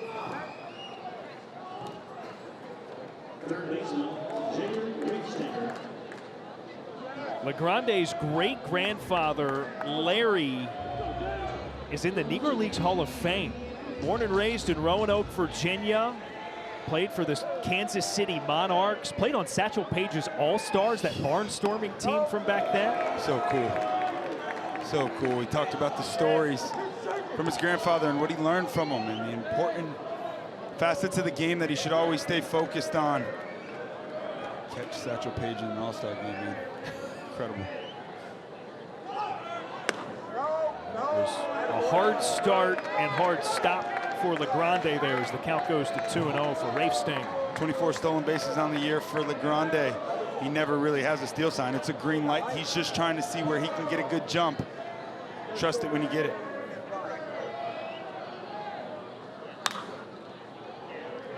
Fouled away. Rafe Stanger's count, 2 balls, 1 strike. It was so cool talking to LeGrande yesterday about his great-grandfather. How great to have a figure like that in your life with you for so long and so many of the formative years of it. Even the simple things, like he kind of laughed and talking to you was like, he always told me to just line up my knuckles, right, on the handle of the bat. Such a simple thing, but it's important. It's the little things in this game truly make the biggest difference. There goes LeGrande. Pitch misses inside. Carnes' throw is high and not in time. And now LeGrande is in scoring position.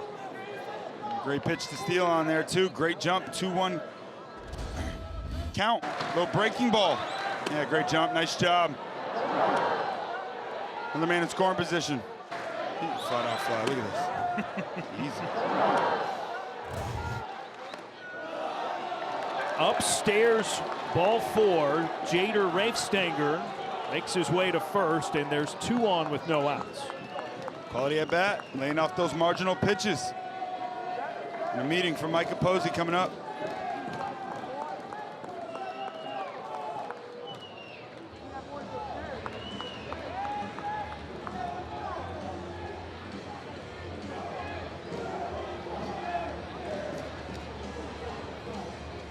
Posey has done such a fantastic job with this pitching staff this season. We talked earlier about the starting rotation. Wes Mendez, ACC Pitcher of the Year. That's going to be on Posey's resume forever now. But the trio of them, significant when you look at a regional setting, right? And you're trying to plot things out, to prime yourself for success, and Moore, not their ace, right? That's Mendez. They hold Mendez for later in the weekend. Moore gets the start today, turns in a great performance, but man, St. John's has kept it tight. Yeah, Mike Posey's done such a great job this year with his staff. He calls all the pitches. And a big jam here. Sean McMillan, the batter, and a big swing and miss for an 0-1 count. St. John's with multiple base runners on at the same time for the first time today. Yeah, they got to capitalize here. McMillan at the plate, not a guy that's going to bunt. Big time juice.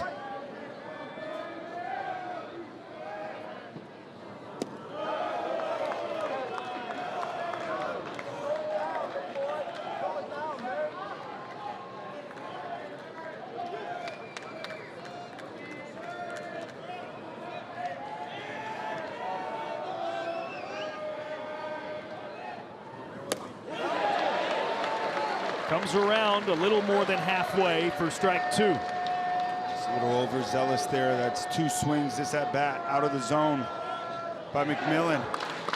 St. John's 1 for 3 today with runners in scoring position. And a timeout. Offensive conference is all here. I like this right here. This is fantastic. Third base coach John Valenti. McMillan, you can tell he's heart's beating a little fast, and he's so fired up to deliver in this moment. It's probably a little reminder, hey, slow down, stay in your zone. He hasn't really been around the zone too much. Push him toward the middle of the plate. Hey, nice and simple. Use your 2-strike approach.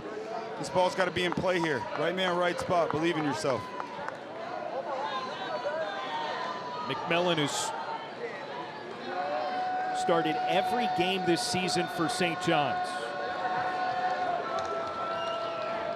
Come through in some major ways for the Red Storm. Here's a 1-2. He lays off.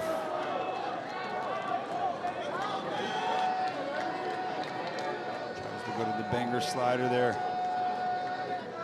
Probably gonna see it again.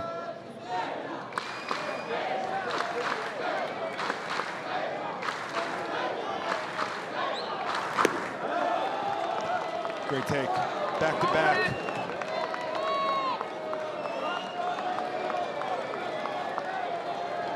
Now a full count for McMillan. Tying run is in scoring position. 3-2, grounded over to shortstop. Flipped to second, McCauley's turn, and the Seminoles get the double play.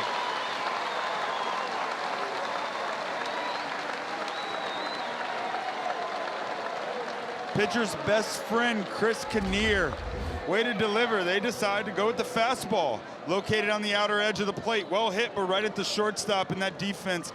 You gotta have it in the postseason. Link, can you find a way to give me a defense that can get the job done? And they have. It's been a nice defense as this season has progressed, and a big double play there for the Noles. So LeGrande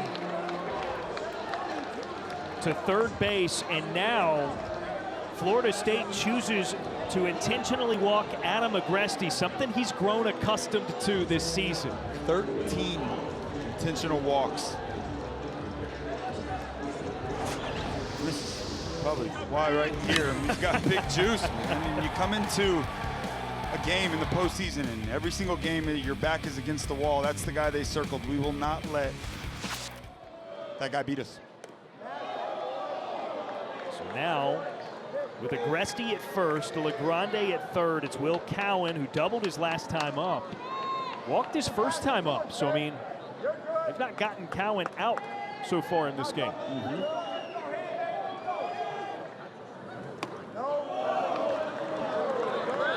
Shows you the respect they have for Agresti.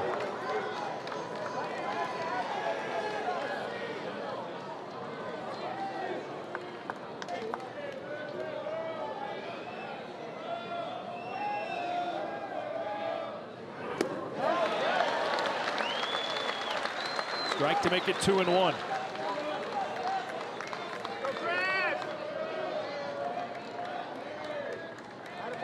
Cowan had a massive Big East tournament, 500 with 2 home runs. And it's outside 3-1, so he's got an advantageous count here. Swinging a hot bat. 3-1 count here.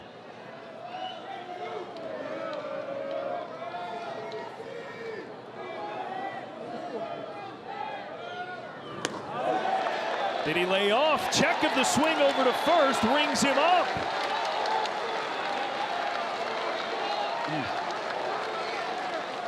Or we'll bring him back to the box rather, as it's strike 2. 3-2, 2 outs. Runner from first base will be off on the pitch as we'll get a look here.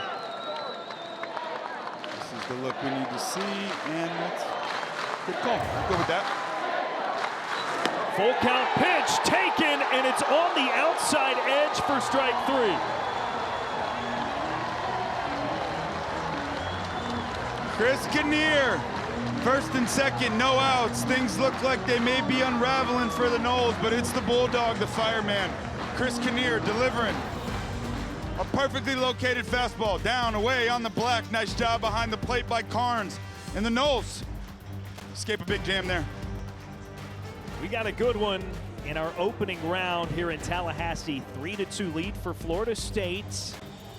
As Liam O'Leary continues to throw, he's been very strong for St. John's, and he delivers a first pitch strike to Gabe Frazier.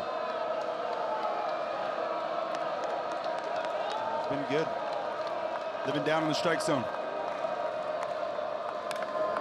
Frazier fouls it away. It's now 0-2. He's got a home run and a walk, a couple of runs scored for the Seminoles. 7, 8, 9 batters due up for FSU. They're a combined 3 for 5. The curveball fouled away. Get yourself in a hitter's count, young man. Fastball up out over the plate. Shoot it the other way. First homer of the year for Gabe. It's been such a nice addition to this club, man. I mean, about all the plug-in pieces Link's been able to fire. This might be the most important one of the year. Tight take on a breaking ball. 1 ball, 2 strikes.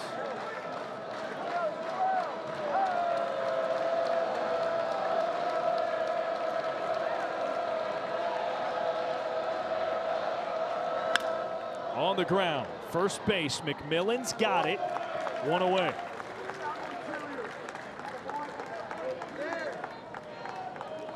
The well-located breaking ball down in the zone.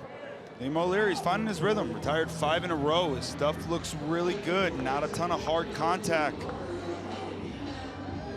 Sitting at 94 pitches. He's got a lot of juice left in the tank. As we said earlier, coming off of a season-high 137 pitches. His effort in the Big East tournament. First pitch breaker in there, called strike to Carter McCauley.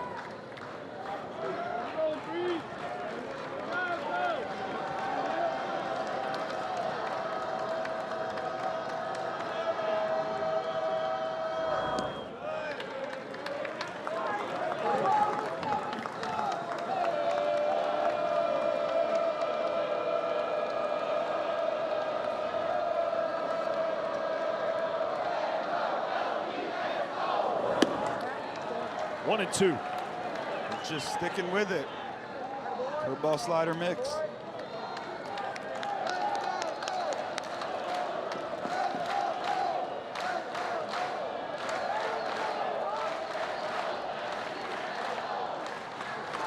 O'Leary with 2 strikes, and it's fouled down the line. The NCAA Regionals coverage for all 16 sites continues tomorrow on ESPN Plus and the ESPN app. For more information, visit ncaa.com, the home for all NCAA championships. And laced up the middle, it's a base knock, the second of the day for Carter McCauley. 3 quality swings today by Carter. Once again, 7, 8, 9, bottom of this lineup. Continue to produce.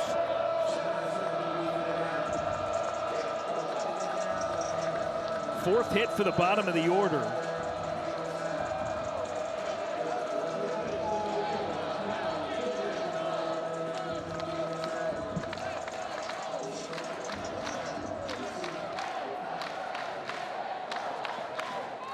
Cal Fisher singled his last time up. He's 1 for 2.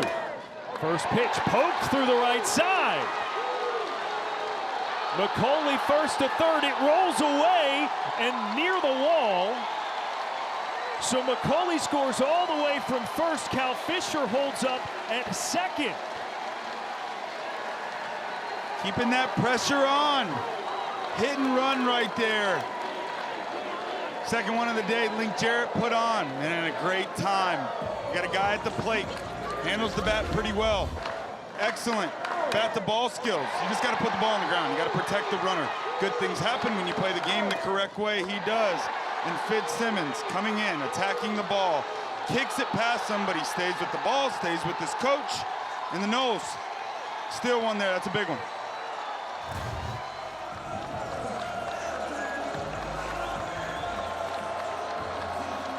And it turns the order back over to John Stutzer.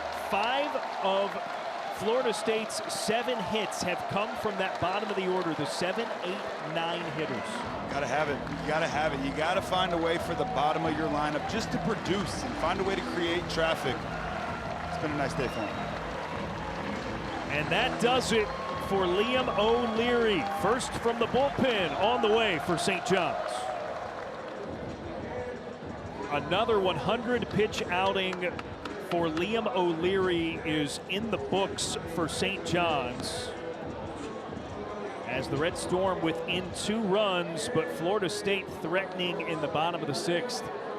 Liam O'Leary, man, I love watching him pitch. Just attacks. Kept his team in the ballgame. Nice job today. They hand the ball to Victor Frederick, who is one of their more trusted guys out of the bullpen. It's a lot of fastball, Devin. It is a ton of fastball, and it's got sinking action. Wind down, slider, changeup as well. His biggest swing and miss pitch is that slider, 27%. Got to work down here, top of the lineup up for the Noles.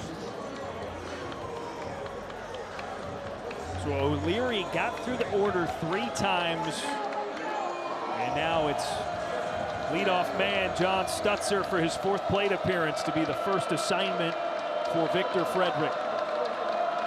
With a runner in scoring position and 1 away. Big cut from Stutzer. He's got 0-1. Nasty. Up in the zone from that arm action. It's going to have a lot of ride. You got to think about being above it. When it's down, it's run and sink. Live arm.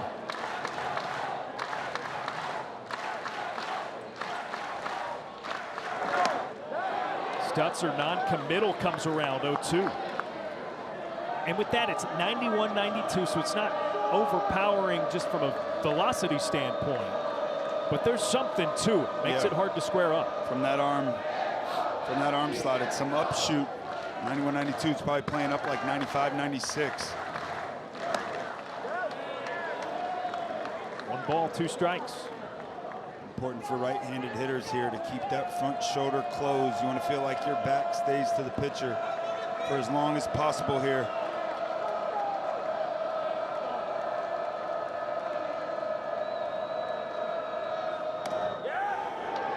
Two close takes in a row for Stutzer. Man.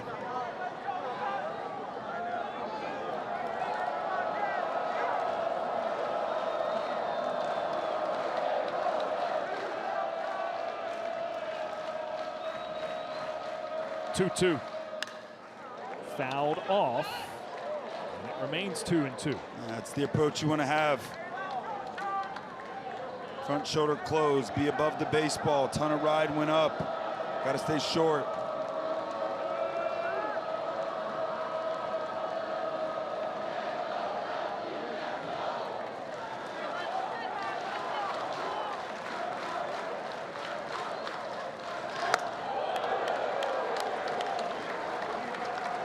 Oh, full count. Excellent at bat here. Fought his way back. 3-2 count. 5 straight. 6 straight fastballs. Stutzer has fouled one away with 2 strikes. This is the 7th pitch from Frederick. Wave and a miss, strike 3. We're back in fire, big strikeout for Frederick.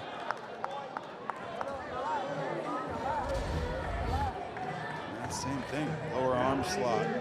Shoots it right at the mask. So tough to get on top of. Pitches up in the zone of the pitch that they look the best to hitters. You got some life, 92, 93 up there. Hard to get above. Braden Dowd has reached base all 3 times he's been up. RBI single most recently, along with a couple of walks, and it's a first pitch strike.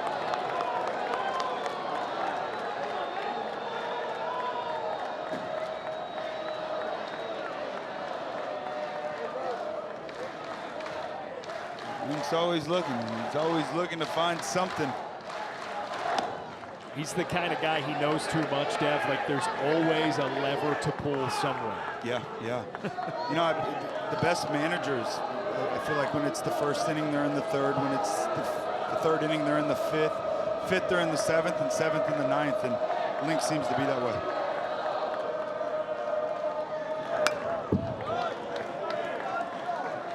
Fouled back, now 2 strikes.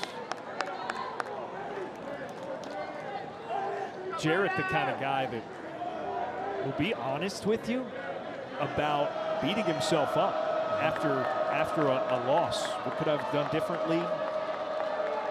That's what the good ones do. Dowd into the air, deep left field. Doesn't have enough. A leap at the wall, and it pops out of the glove. Dowd is up at second, driving in another run. He's got the only 2 2-out hits of the day for Florida State. Wow. What an effort out in left field by Bernardini. But once again, Dowd, the guy we highlighted at the top. Big hits all year long. 2 strikes, no problem. Up in the zone, I'm just gonna stay short. Look at this. And he took it back. Wow. Dowd couldn't believe it. Off the bat, Dowd thought without question that is a home run. Hits first base, looks up, finds out that Bernardini keeps it in the yard, but nonetheless, another hit with runners in scoring position for Dowd. RBI double followed up. Brody the Lavalier floats it up, but it is squeezed for the out. Aiden Fry ranging from his position in that shift to keep it at just a 2-run frame for Florida State. Seminoles lead it by 3 through 6. Couple scored in the bottom of the 6th for Florida State, so now they lead by 3. St. John's back to the plates as we begin the 7th inning in Tallahassee. Chris Kinnear on in relief for Florida State. Couple of walks and a single in his first inning of work in the 6th. But got a double play and a strikeout, so unscathed. First pitch missed, second lofted deep into left field. And John Stutzer there for the first away. Chris Kinnear working out of that big jam. He's been the fireman and the workhorse for this Florida State club all year long. Bryson Moore did a fantastic job today, just grinding through. Didn't have his best stuff. Exited the game with Florida State up 3-2. It's been a good ball game. We've had a lot of everything. Base running mistakes, solo home runs, hits with runners in scoring position. It's been 7-8-9 for the Noles that have really come up with the hits today. 4 of the knocks coming from 7-8-9. Christian Bernardini is the batter for St. John's. He robbed a home run from Braden Dowd that popped out of his glove and turned into an RBI double in the last half inning. Incredible play. In his glove, double hits the wall, pops back out. RBI single his last time up. Almost all the way down to a knee, swinging and missing 1 and 2. Last inning, slider, Chris Kinnear didn't really have great feel for it. You can see getting out of that big jam, confidence growing. Drops it in for strike 3, taken. There it is again, back to back. He's been so huge for the Noles. Sharp down action. Got it.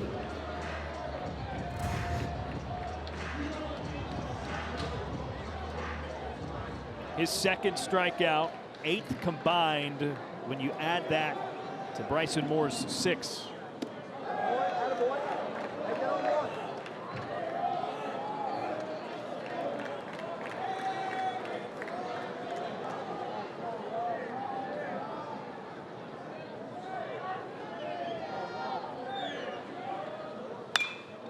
Line drive down the line in right, and it curls foul. Really good at bats today from St. John's. They've done a nice job laying off those marginal pitches. Hasn't been a ton of chase today. Credit Florida State, they've executed a lot of big pitches with 2 strikes and 2 outs. I've been impressed overall. This St. John's club, and they keep fighting. Still in this ball game, 5-2. 7 outs to go on offense. Mike Hampton's team, the only double champions in this regional. Chopper to shortstop, handled by Frazier. The throw is there, and that's the 3rd out. Time to stretch it out in T-Town. Another 1-2-3 frame for the Seminoles and Chris Kinnear. The NCAA Baseball Regionals are presented by Capital One. What's in your wallet?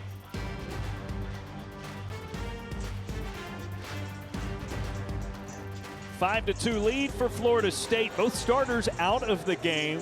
Florida State pitched off, so to speak, with Bryson Moore turning in 5 innings of 2-run ball. Liam Leary, the ace for the Red Storm, pulled after 100 pitches. Admirable effort, but not able to pitch St. John's into a situation where he exits with a lead. The big key, both starters today kept their team in the ball game. The 4 walks for Liam O'Leary, definitely uncharacteristic. Just 24 walks on the season, coming in with 100 innings pitched. Nerves fired up, but he did a nice job settling down.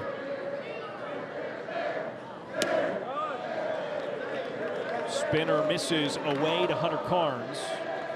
It's 2-0 to the sophomore catcher.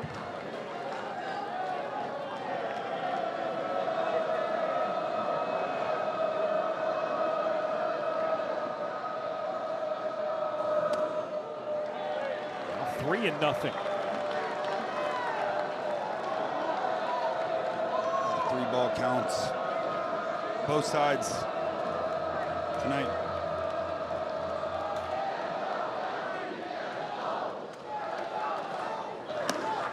It's off the mark for Victor Frederick. A leadoff walk for Hunter Carnes. He's the 4th leadoff batter to reach safely for Florida State today. The other 3 came around to score. Now 2 of those were home runs. Leadoff walks will hurt you. When you get to the postseason, getting that leadoff man on, extremely important. It just opens up the playbook. Keeps the pressure on the opposing pitcher and defense.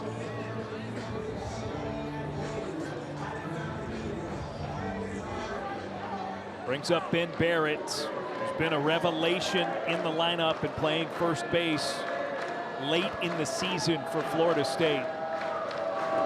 Two-way guy who's provided certainly some moments pitching for them over the years.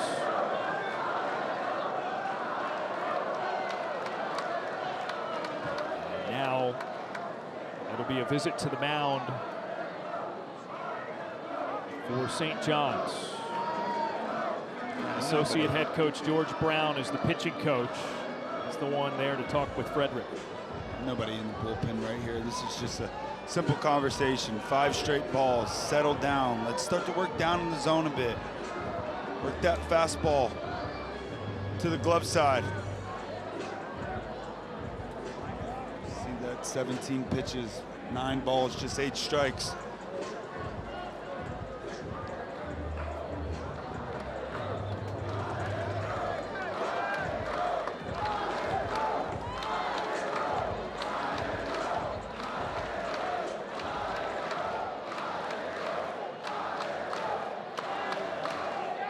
St. John's fans make their way down here. Oh yeah.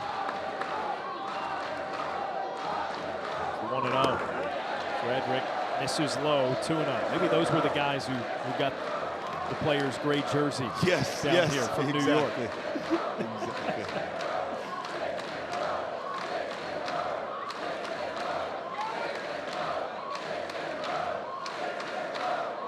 Hitters count. Barrett leaves it, and it's strike one. 6 balls in a row, a bit erratic. You want to force him in the strike zone. Still way ahead here. 2-1 count in the driver's seat, hunting middle.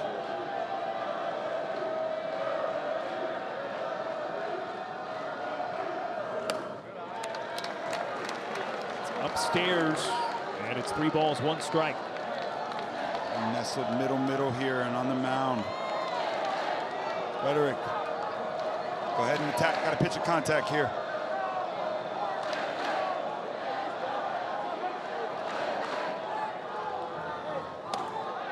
Called strike on the inside half.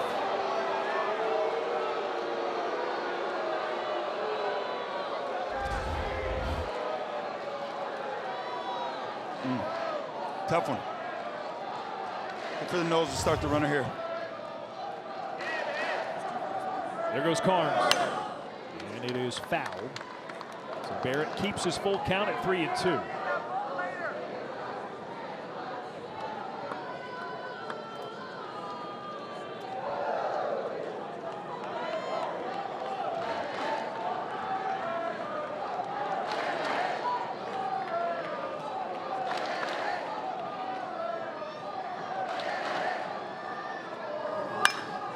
Ground ball up the middle, flipped from shortstop, the turn, and the Red Storm gets 2. Yeah, Vic. Great response there, all the way back. Falls behind 3-0. It's a break on the 3-1 pitch and gets a big ground ball there. 6-4. 3 double play.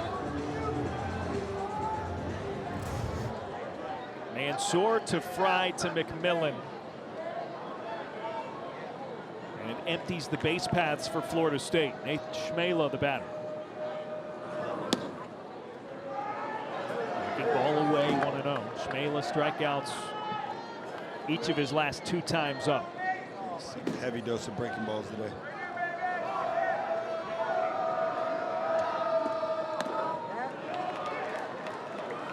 Fastball evens it up 1-1.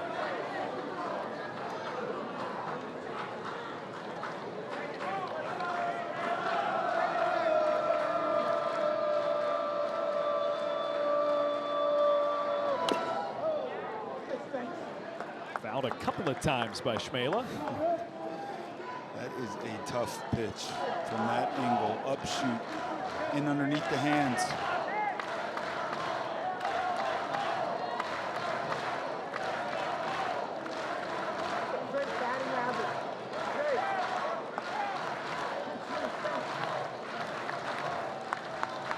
Frederick the 1-2. Breaking ball, swing and miss for strike 3. Frederick works around a leadoff walk, gets a double play. Some emotion there as we had toward the beginning of this one. It's a 3-run lead for Florida State. You can hear all about hey nows, real dudes, low oxygen zones, the GIF debate we avoided earlier because Devin, I don't think you or I really care all that much. They do a great job, though. They really do. Oh, it's the best. Oh, it's the best.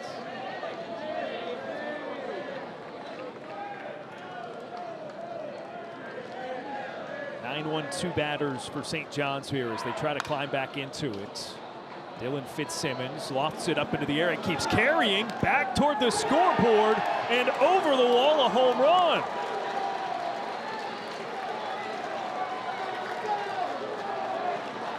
That looked pretty harmless off the bat, Dev, but it just kept going. They will keep swinging, and you can see tonight the ball really is flying.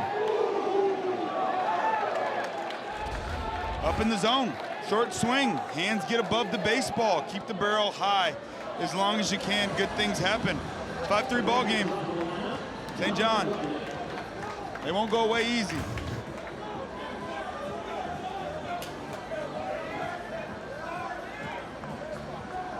Fifth of the season for the injury replacement, Fitzsimmons, who entered in place of Luis Rodriguez early in the game.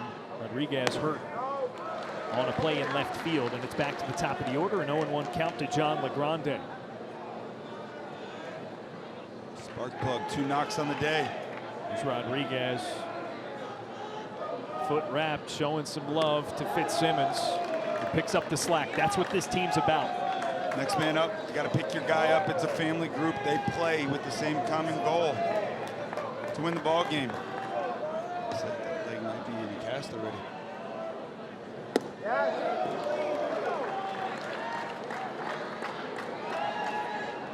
Grande, the spark plug. Multi-hit game. Trying to add another.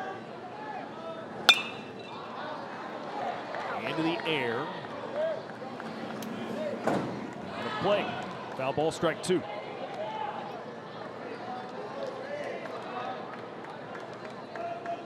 Once again, that elevated fastball, that sets up the breaking ball. He gets swing and miss on the fastball, up and out of the zone. Oftentimes followed up with that big banging slider. Kinnear at 2-2. Good take. That one dove in at the back foot of LeGrande. Excellent take. Great at bats all game long.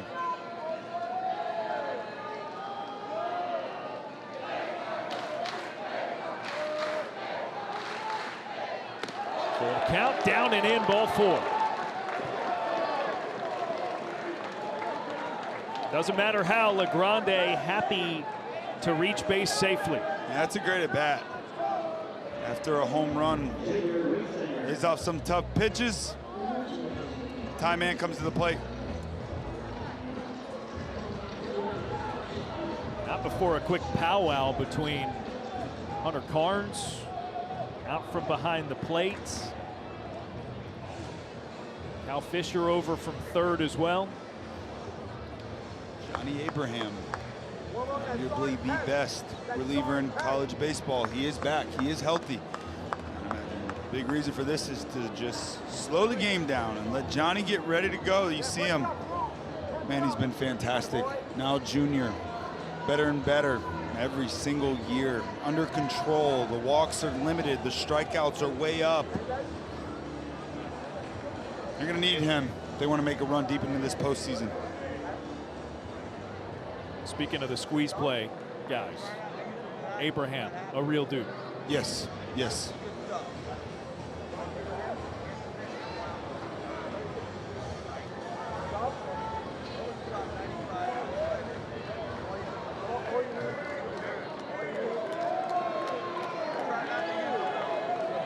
Perhaps buying some time for John Abraham as Chris Kinnear contacted on the first pitch.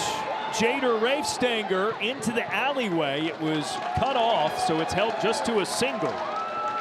LeGrande to third. They're at the corners with no outs. Yeah, St. Johns. Done their homework. It's a fastball, once again, up in the zone. You cannot try to do too much. Get the barrel to the baseball. He does. Fired into right center field. Obviously, first to third, that's happening. Great job out in right field, though, by Delamalier, keeping the double play in order. In the game time run at first.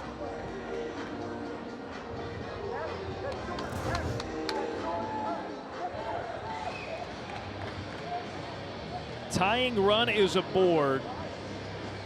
Sean McMillan is the next batter for St. Johns. And the infield once again converged onto Kinnear at the pitcher's mound. They're going to go get Johnny here.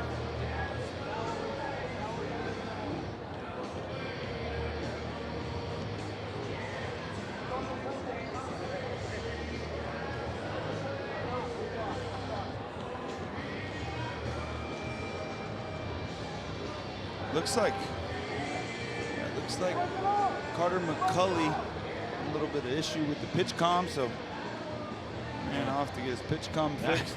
That was happening separately from the. Yeah.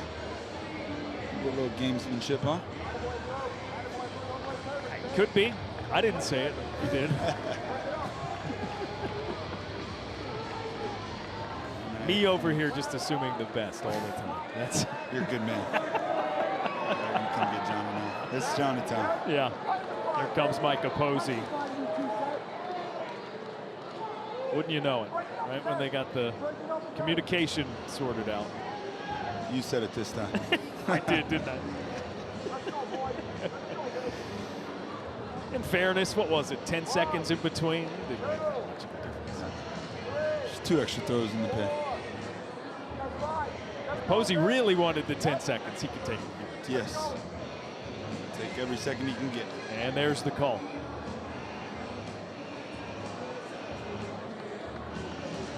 Chris Kinnear exits. Enter John Abraham with the tying runner aboard and no outs. Florida State up 2 in the top of the 8th. St. John's trying to come back in this one. They trail by 2, tying runners aboard, no outs in the top of the 8th inning. And Florida State has pulled the big red lever. That means bring Johnny in. John Abraham takes the mound for the first time in 3 weeks. His last appearance was against Clemson on May 8th. Man, oh man, are they happy to have this guy back. FSU, their last 5 losses, they've allowed 14 runs in the 8th inning or later. Game-winning run in the 8th or later in all 5, which means Johnny Abraham being back is huge. He's got electric stuff. The fastball, he'll run it up to 96 miles per hour. It is a nasty, hard, downer, breaking ball, and a changeup as well. You see those numbers. I think they speak for themselves. It's a great sight for all Seminole fans seeing this guy on the mound right now in a big situation. A welcome return for those in garnet and gold, especially with the landscape looking as it has so far today. Several upsets of regional hosts. Florida State trying to fend off an upset effort by St. John's. Sean McMillan is the batter.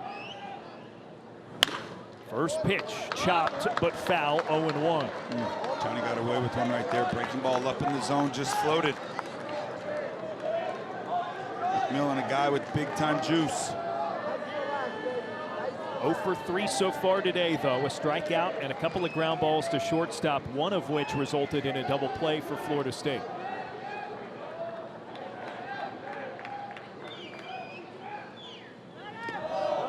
Bounces away from Carnes. Both runners move. LeGrande slides in and scores to bring it within 1. Man, I love watching that guy play baseball.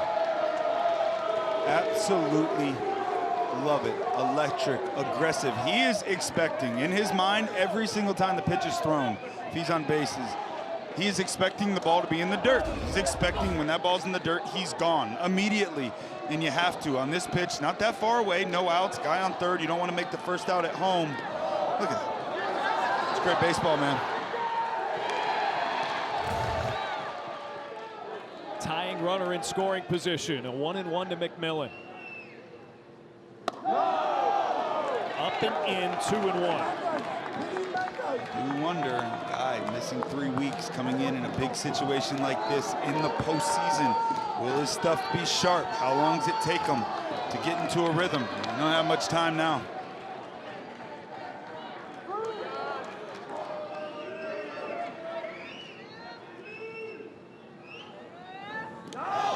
Another into the backstop this time. Rafe Stenger to third, just 90 feet away from knotting this thing up. It's a yanked fastball from Johnny. St. John's Club, man, they're just relentless. Fastball trying to go in. Left-handed batter's box. 2 wild pitches for John Abraham. Still no outs, a massive chance for the Red Storm. Infield in, and it's fouled away. Another one to hit right there. late in the ball game. So it's the third batter in the lineup. It's the time run at third base. In the infield in, I like it.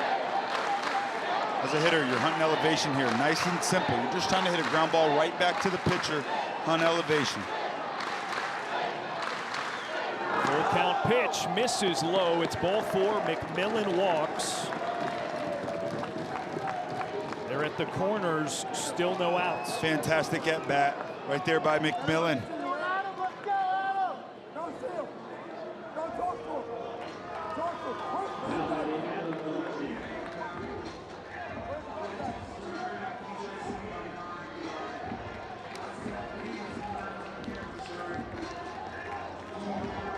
Florida State trying to avoid something that rarely happens.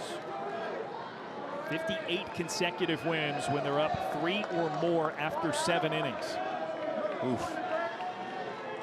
Adam Agresti is the batter for St. John's. They intentionally walked him his last time up. They don't hear, and he fouls it away, tossing the bat into the dugout.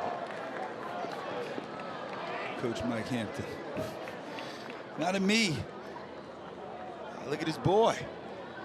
His son Jack Hampton is the team's bat boy. You know what? The guys were giving him grief because he got to take some BP during practice day yesterday. And he threw his bat just like Jack, that. Jack threw his bat almost identical to that. Yeah, yeah. Little karma for Agresti. Yeah, loose wrist, baby. Loose wrist. Oh, how cool is that with his dad's regional in Tallahassee. Big moment, most dangerous hitter in the lineup for St. John's. 18 homers, already a home run today. 0-1. Down into the turf, it gets behind Carnes. They're going to chance it. The throw from behind home plate is off the mark, and we're tied at 5.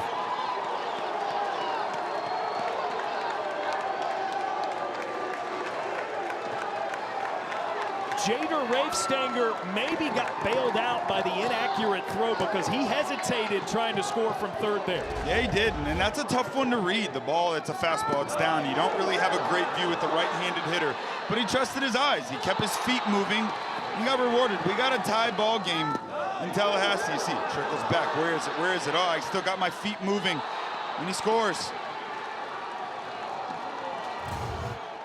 So now they decide to walk Agresti intentionally, and it puts them at first and second.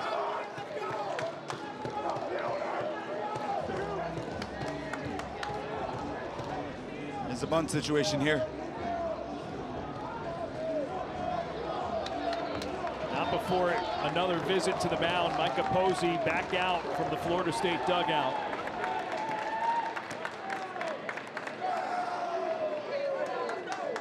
Unfamiliar territory with Johnny Abraham on the mound. I mean, it's with the intentional walk to Agresti. It's 2 walks to the only 2 batters he's faced. 2 wild pitches. And really nothing competitive. And the pitches that have been in the zone really are just spinning breaking balls. 3 weeks off, it takes time, man. He's had an incredible year. His stuff's been always sharp against this St. John's team. Your stuff isn't sharp late in the ball game. You're in danger, and the Noles are in danger now.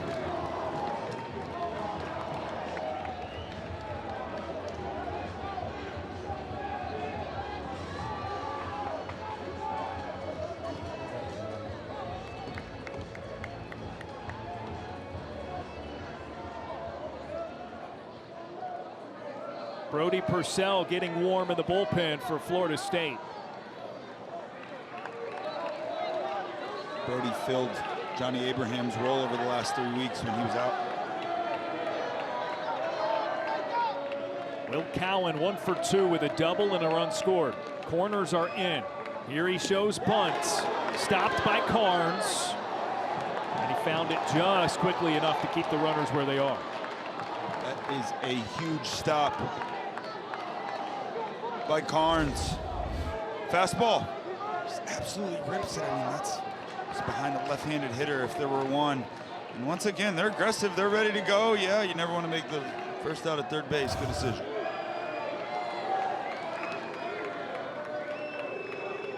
Florida State re-racks it. Cowan squares again, drops down the bunt. Abraham fields himself and goes to first for the easy out, giving St. John's what they want, 2 more in scoring position. Well done. Good baseball. First and second, no outs. Late in the ball game, you got 3 runs scored in on the inning. Middle of the lineup. Get the ball down. Now second and third, 1 out. St. John's keeps the pressure.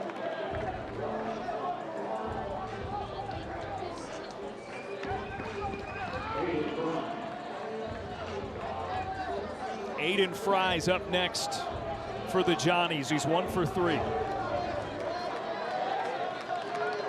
Like that, choked up on the bat. You got a guy on the mound. Power stuff. You got to really attack elevation here. Watch out for a safety squeeze too. Infield is all the way in for Florida State, and an action clock violation committed by Abraham. So 1-0. That makes it a 1-0 count before a pitch is even thrown. Infield in here. Now base hit, scores 2.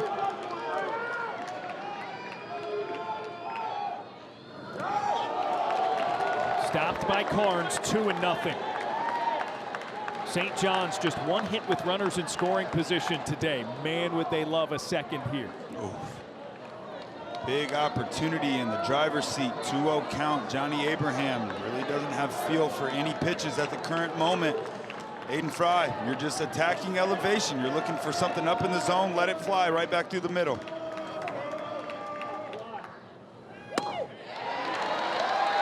Takes a strike.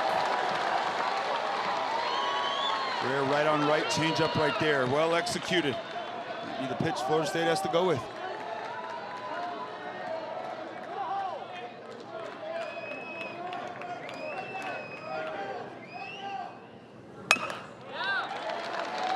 Pounded into the turf, foul, 2-2. Yeah, back to back, back to back. Well located in.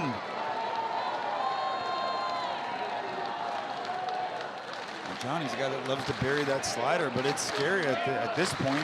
A couple wild pitches, runners scored on both.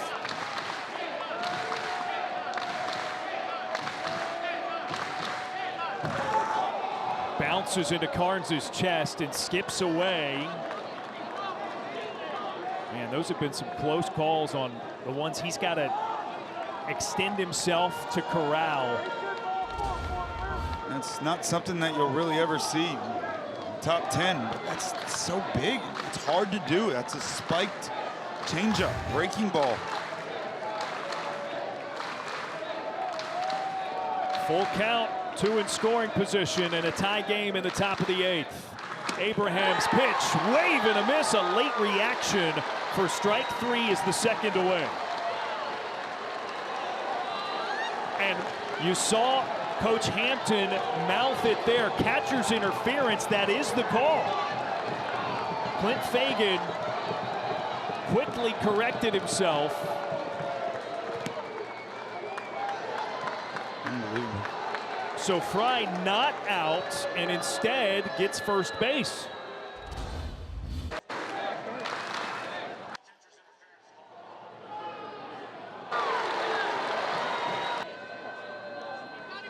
So look right here. Yeah, hit the strings, and you can even tell Hunter Carnes right away. I mean, Hunter Carnes told the whole story with head coach Mike Hampton in the background saying, "I saw that. I know you saw that."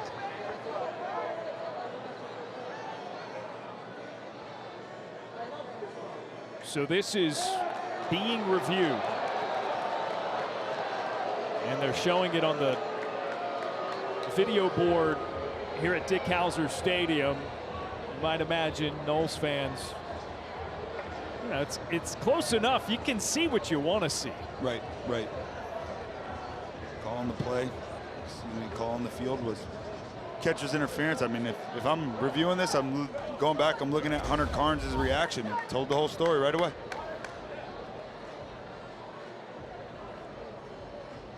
Watch the strings.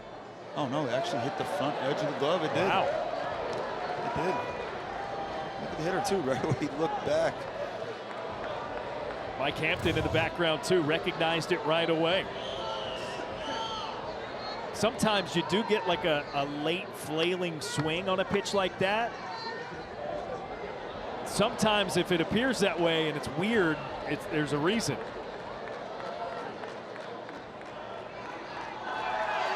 After further review, the call of catcher's interference is confirmed. The runner will receive first base. Well, that's pretty significant. What a turn. Madness.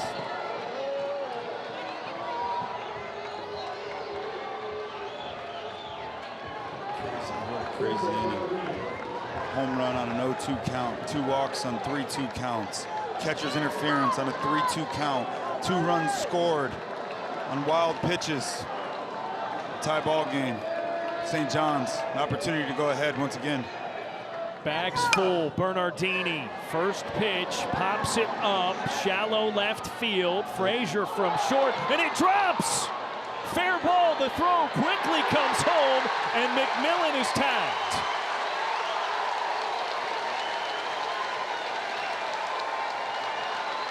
We have seen it all this inning.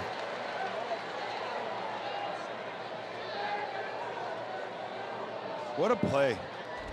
Out in left field by John Stutzer. Ball goes up. Left fielder always has priority over the infielders in this situation, but it trickles right off his glove. But John Stutzer, you're watching at home, the play is never over until the play is over. You expect the worst. He did.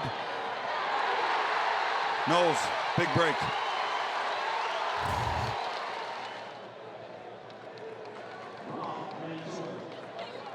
Wow. So Hunter Carnes shaken up a little bit, got some attention prior to our resumption here. Bases loaded again.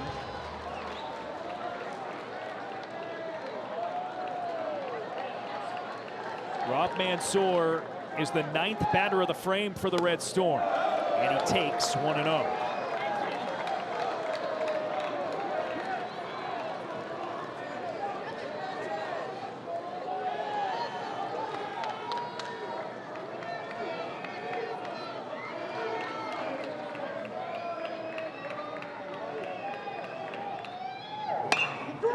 Laced but foul. Mansour turned on it in search of his first hit of the day. He's 0 for 3. Fastball in, changeup in. This will be the pitch that's getting Johnny Abraham back on track. An opportunity here for some momentum for the Noles. What an opportunity here for St. John's. Take a late lead. On the ground. Squeezed at third, a dive for the bag, and Cal Fisher gets the force out to keep it a tie game. Crazy, crazy, crazy here in Tallahassee. They got out of that thing, tie ball game. Noles coming up. It's been a wacky first day of the NCAA baseball regionals all across the country. This is just our opener from Tallahassee, and it is a good one. 1-0 to Gabe Frazier, bottom of the order for Florida State. But they're 5 for 8, 4 runs scored, the 7, 8, 9 hitters. Huge.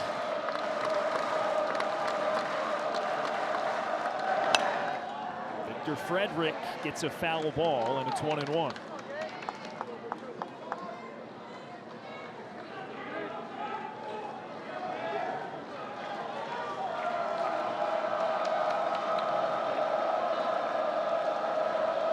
First home run of the season earlier today for Gabe Frazier. And now, after a foul ball swing, he's getting looked at. Grimace pretty quick. It's hot, it's humid in Tallahassee. Cramps are coming. But he wasn't cramping in here. Gets into a hitter's count. Fastball up, out over the plate, shoots it the other way. First home run of the year. Postseason, great time for it. Frazier stays in there. 1 for 2 with that home run in the second inning.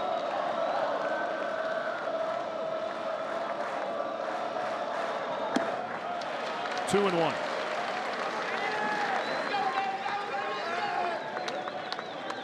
Knowles have had the leadoff man reach base tonight 4 out of 7 innings.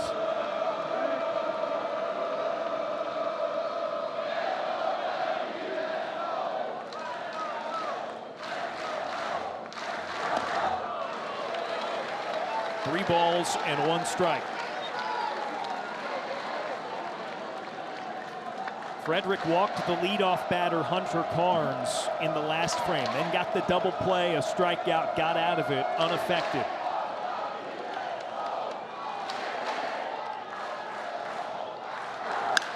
That one stroked into right field. Down for a hit. Gabe Frazier hits the brakes and will stay at first.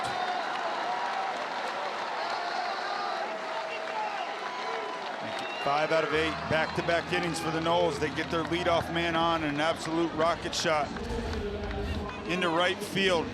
Down and in, that's cookie zone for lefties. They love it there. High finish, short, simple swing. I'll tell you what, watch this play out in right field by Fitzsimmons. It's a nice job just keeping that ball in front. That's a tricky hop right there. Puts on the brakes.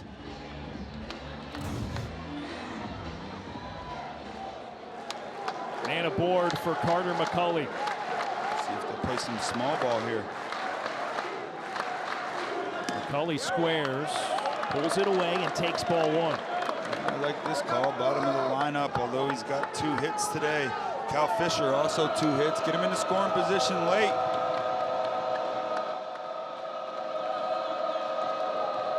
McCulley and Fisher, the final 2 batters in the order to see Frederick for a first time. 2-0. Just off the plate away. For Frederick, go ahead, let him bunt it. Let him bunt it. Fastball, middle, come right at him. 2-0 count here. Link Jarrett's got options. Do you want to keep the foot on the gas pedal? Got a guy at the plate swinging the bat well, hit and run. McCulley fouls it straight back. It's 2-1.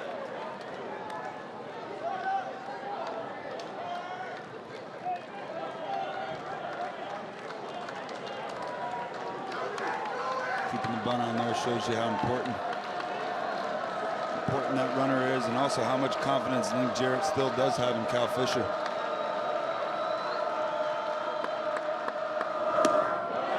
Three balls, 1 strike.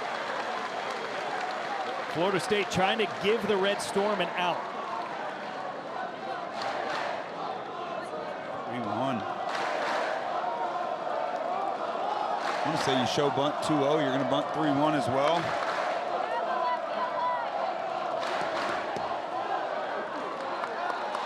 Action clock violation confirmed.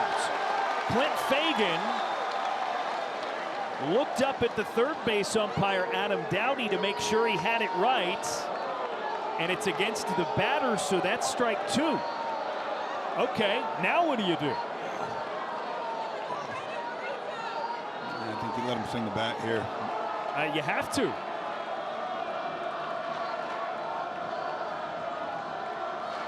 Frederick trying to capitalize. Runner goes, and it's fouled out of play.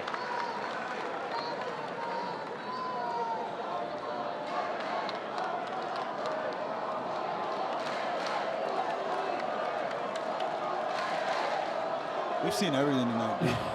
I mean, You're not kidding. crazy.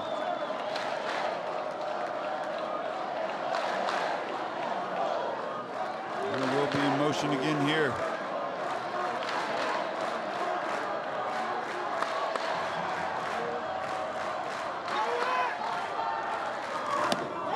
Swing and a miss. McCulley strikes out. Frazier stayed put. It's 1 away. And a big strikeout. Frederick, reach back. Right over the heart of the plate, but up. That's a big one.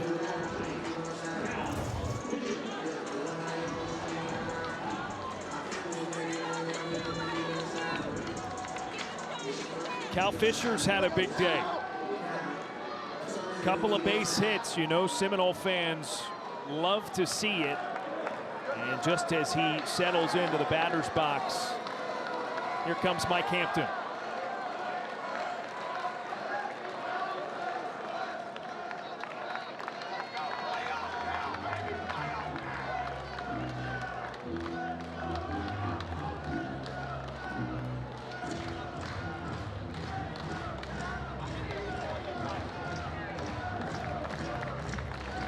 And it's another call to the bullpen for St. John's. And the Red Storm goes to their next out of the bullpen. Evan Heckley is one of their main guys. They're using their bullets. Look, there's no planning for a full weekend here. It's win if you can for the Johnnies. That's right. That's right. Relief ace for the Red Storm. 55% slider, fastball into the mid-90s, almost 30% swing and miss on that breaking ball.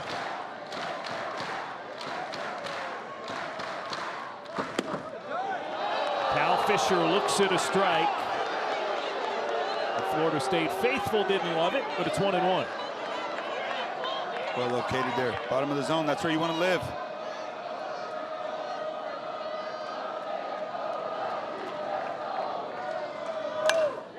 Into the air. Mansour calls it short and squeezes for out number 2.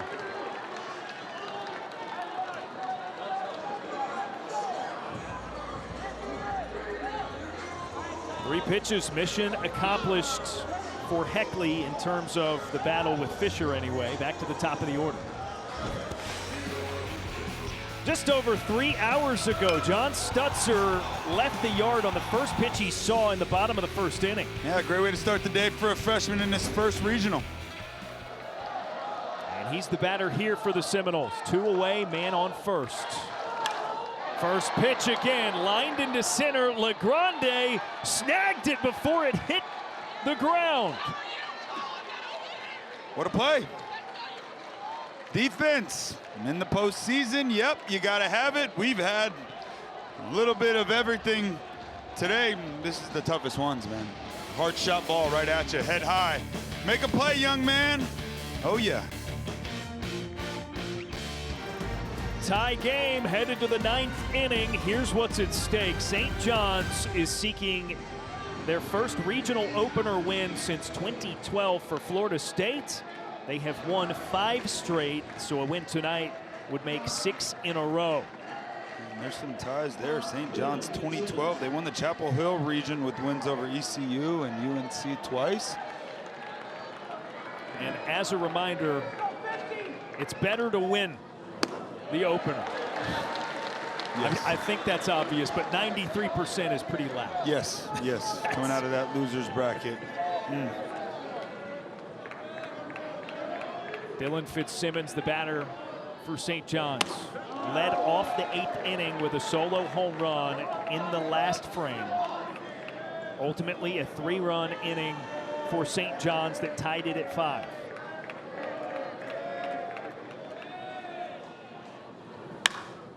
One and one. Foul down the line, so now he's got 2 strikes to deal with. Huge day for Fitzsimmons coming in for Luis Rodriguez. Injured early in the ball game.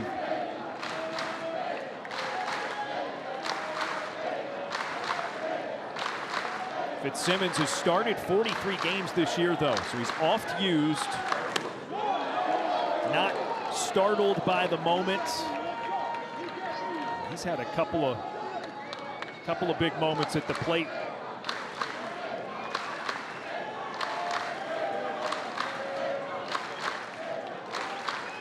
Abraham, the 2-2, breaking ball into left field for a hit. 3rd hit of the night for Fitzsimmons. Beautiful piece of 2-strike hitting, breaking ball up in the zone. Take advantage, shoot him the other way. Leadoff man on again for the Red Storm. Breaking ball's just been up. Johnny Abraham is at his best when that breaking ball starts. Middle, dives down below the zone, but 3 weeks He's been out. Bullpen looks sharp. Game's a little bit different. Back to the top of the order. Here's John LeGrande. He's reached each of his last 3 times up. Squares to bunt, whips it back, but it's a called strike 0-1.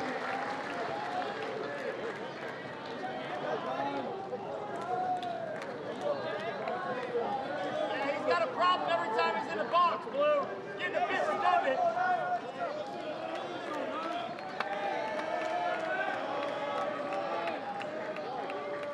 Fisher playing in at third base. LeGrande shows bunt all the way, and it misses high and outside. Time shown early.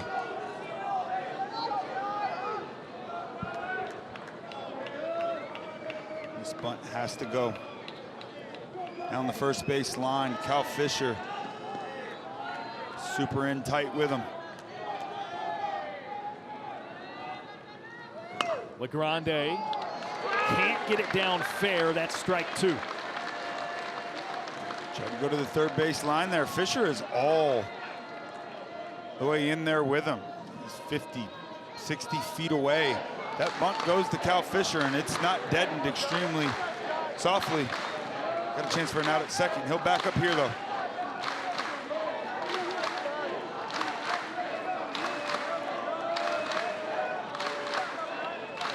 Two strikes, Abraham set. LeGrande swinging away, fouls it back. He's hurt. Yeah, that looked like a painful swing. Not sure what happened.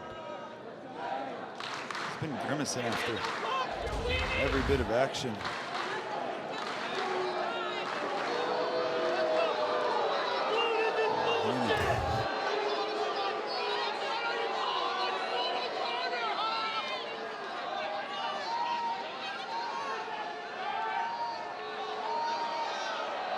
And a timeout called, granted to Mike Hampton.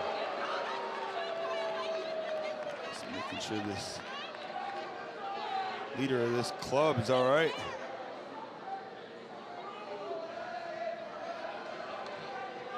Okay, so this, Salt yeah, packets. this looks to me like LeGrande is just cramping. Cramping.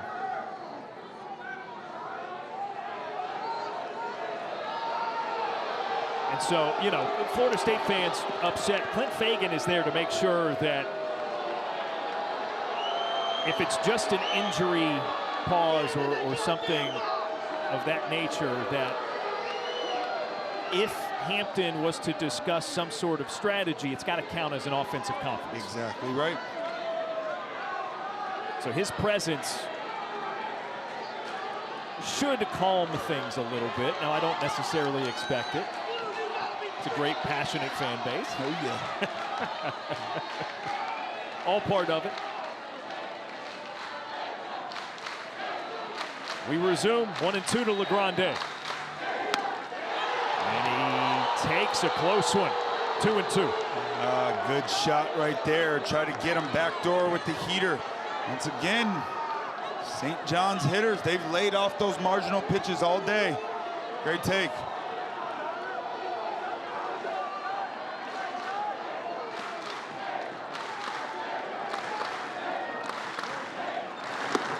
Swing and a miss. Abraham tied LeGrande's hands with that pitch in. Yeah, Johnny. Rear back, fire. Gotta have you there. Just cuts on him, down and in, off the plate, big strikeout.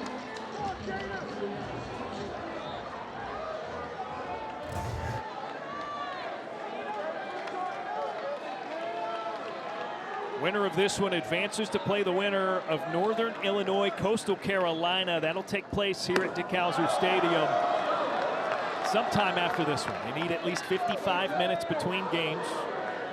We did get a 2-hour delay prior to the start of this one. And actually, I'm looking at the clock. They would have started 15 minutes ago. Yep. Yep. Regionals in Tallahassee. There goes the runner, swing and a miss. And the throw not in time from Barnes. So Fitzsimmons into second with the stolen base. Runner in scoring position for St. John's, and a 1-1 to Jader Rafestanger. They continue to keep their foot on the gas pedal. Don't move him over with the bunt, so we'll steal a bag. What a day this young man's having, freshman.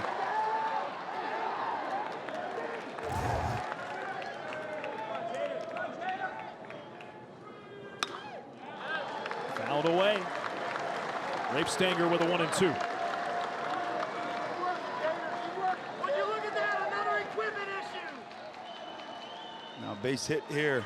Runner in scoring position. Gives St. John's the lead.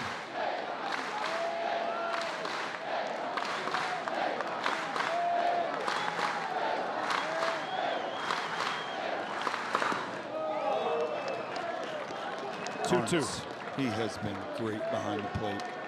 I thought about this earlier when he stopped one and it bounced away from him a good ways.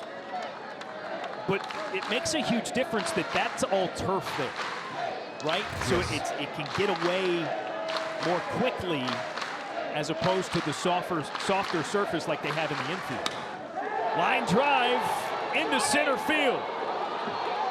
Base knock Rafestanger. The throw home, just late, and it scores a run. Fitzsimmons is in, and St. John's leads.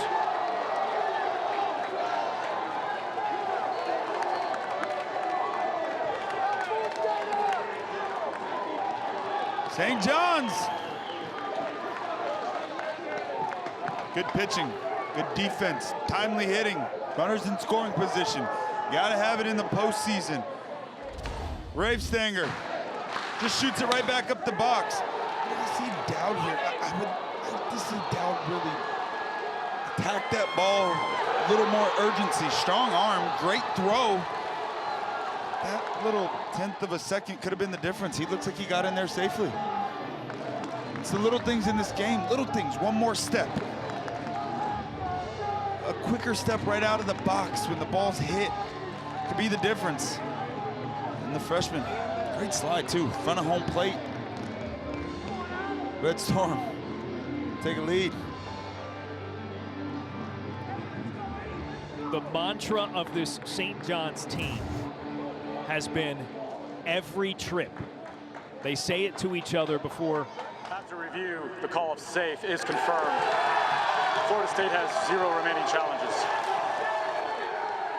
Every trip is something these guys utter to each other before a plate appearance, before a called play in the field to execute. It's another way to say that everything matters, every tiny little detail. That's what you're talking about there, the game of inches. And it does, exactly right. What a fun game, fun team to watch play in St. John's. Carnes stops it with his chest, 1-0 to Sean McMillan.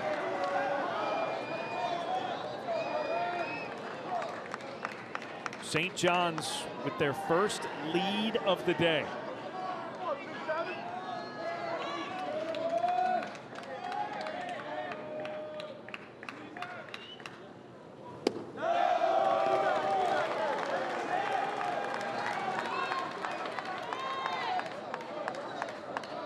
Johnny's a guy that's gone 3 innings plus all year long, 36 pitches already, missing 3 weeks. Can imagine he's got much more left in the tank today.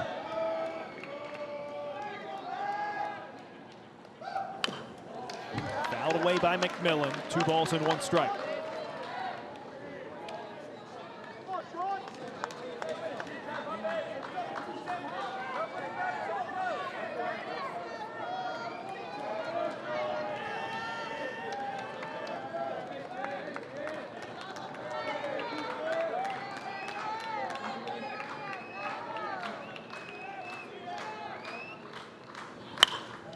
Liner snagged at third. No play over at first as Fisher eats it with 2 down. Well struck ball there by McMillan. Hot corner.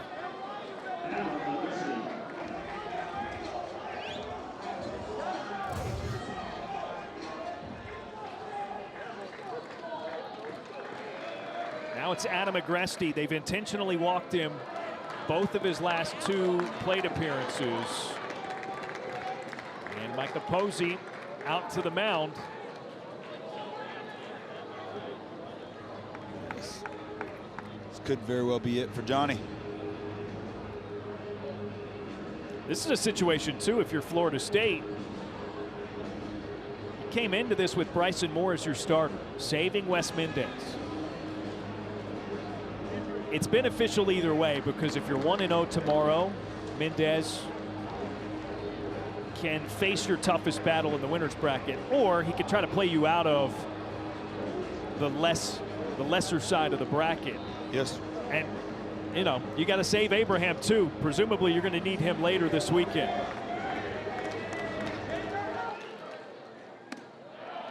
First pitch is in there for strike 1. Cole Stokes, the new pitcher for Florida State. A big fastball running up near triple digits. Junior, 6'6".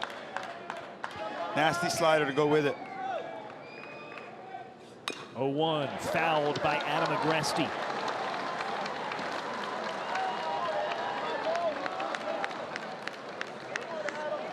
From the Knowles on the flip side of this thing. 2, 3, 4 coming up. Dowd, Delamalier, Carnes. Meat of their order.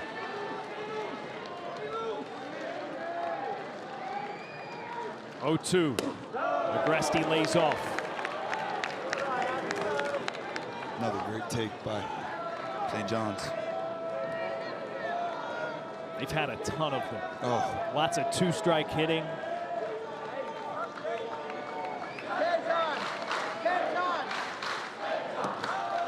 Two and 2.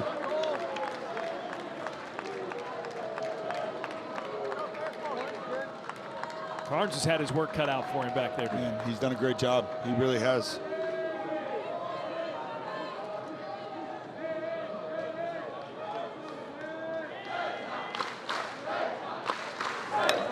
Agresti pops it up, foul territory. A stumbling approach, but the catch pulled in by Cal Fisher.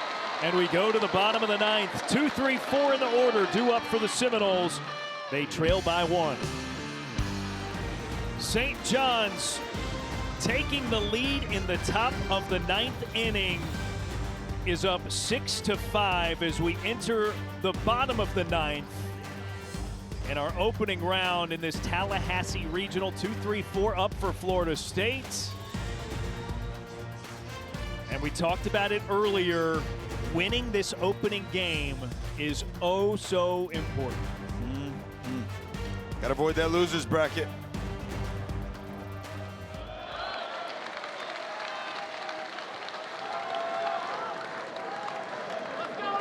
Braden Dowd leads off. It's 1-0.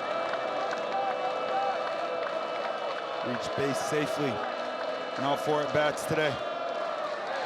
2 for 2, couple of walks. 2 runs driven in. Dowd pokes it to the left side of the infield. This is going to be a long throw. Dowd beats it out. Leadoff man is aboard. Tying run is aboard.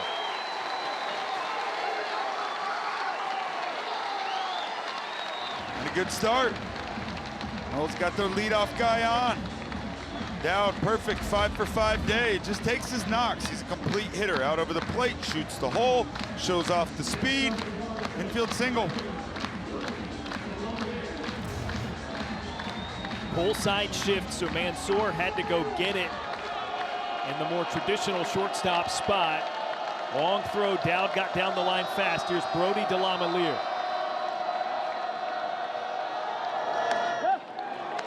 Watches strike 1. Delamalier is 0 for 3. He walked in his first plate appearance. Looking to extend an 18-game hitting streak.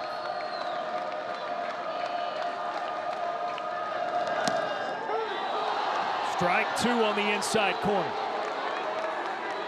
Back-to-back breaking balls.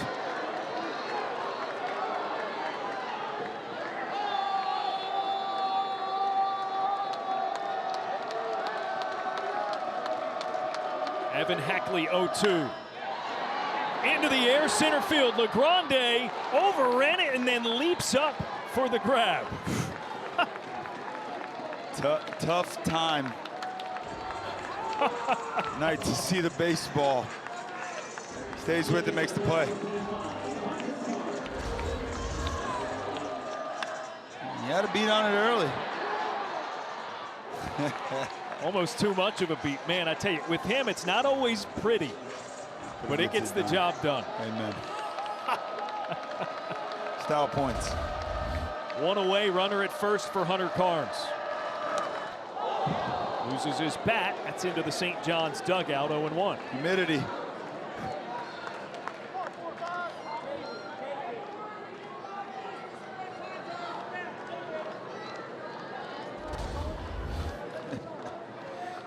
Heads up.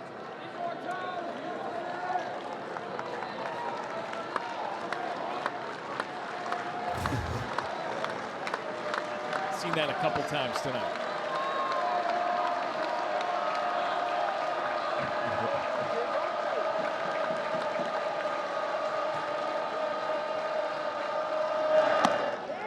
Hackley finds the inner half for strike 2. Man, that's a tough strike 2 call, back-to-back hitters.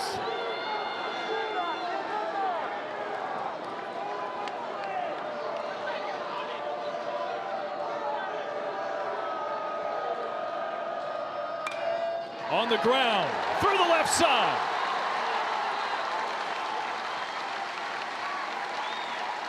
They're at first and second after the Carnes single, and the tying runner is in scoring position. That's a mature hitter, just a sophomore. It's a tough strike 2 call. You got choices. You can just let the moment get the best of you or stay in rhythm, and he does and delivers.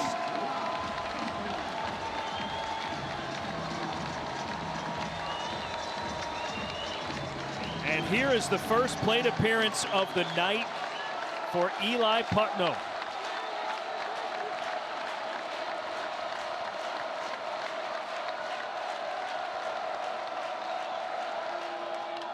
Swings, weak ground ball to third. There's one, the throw across, and St. John's gets 2.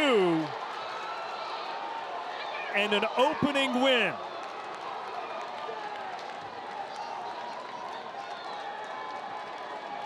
Stunned in Tallahassee. St. John's, 4th 4 seed to defeat a national seed today. First regional win in an opening game since 2012. I can't say enough about this team. This was an incredible baseball game. Ton of fight, gritty group up there from the Northeast.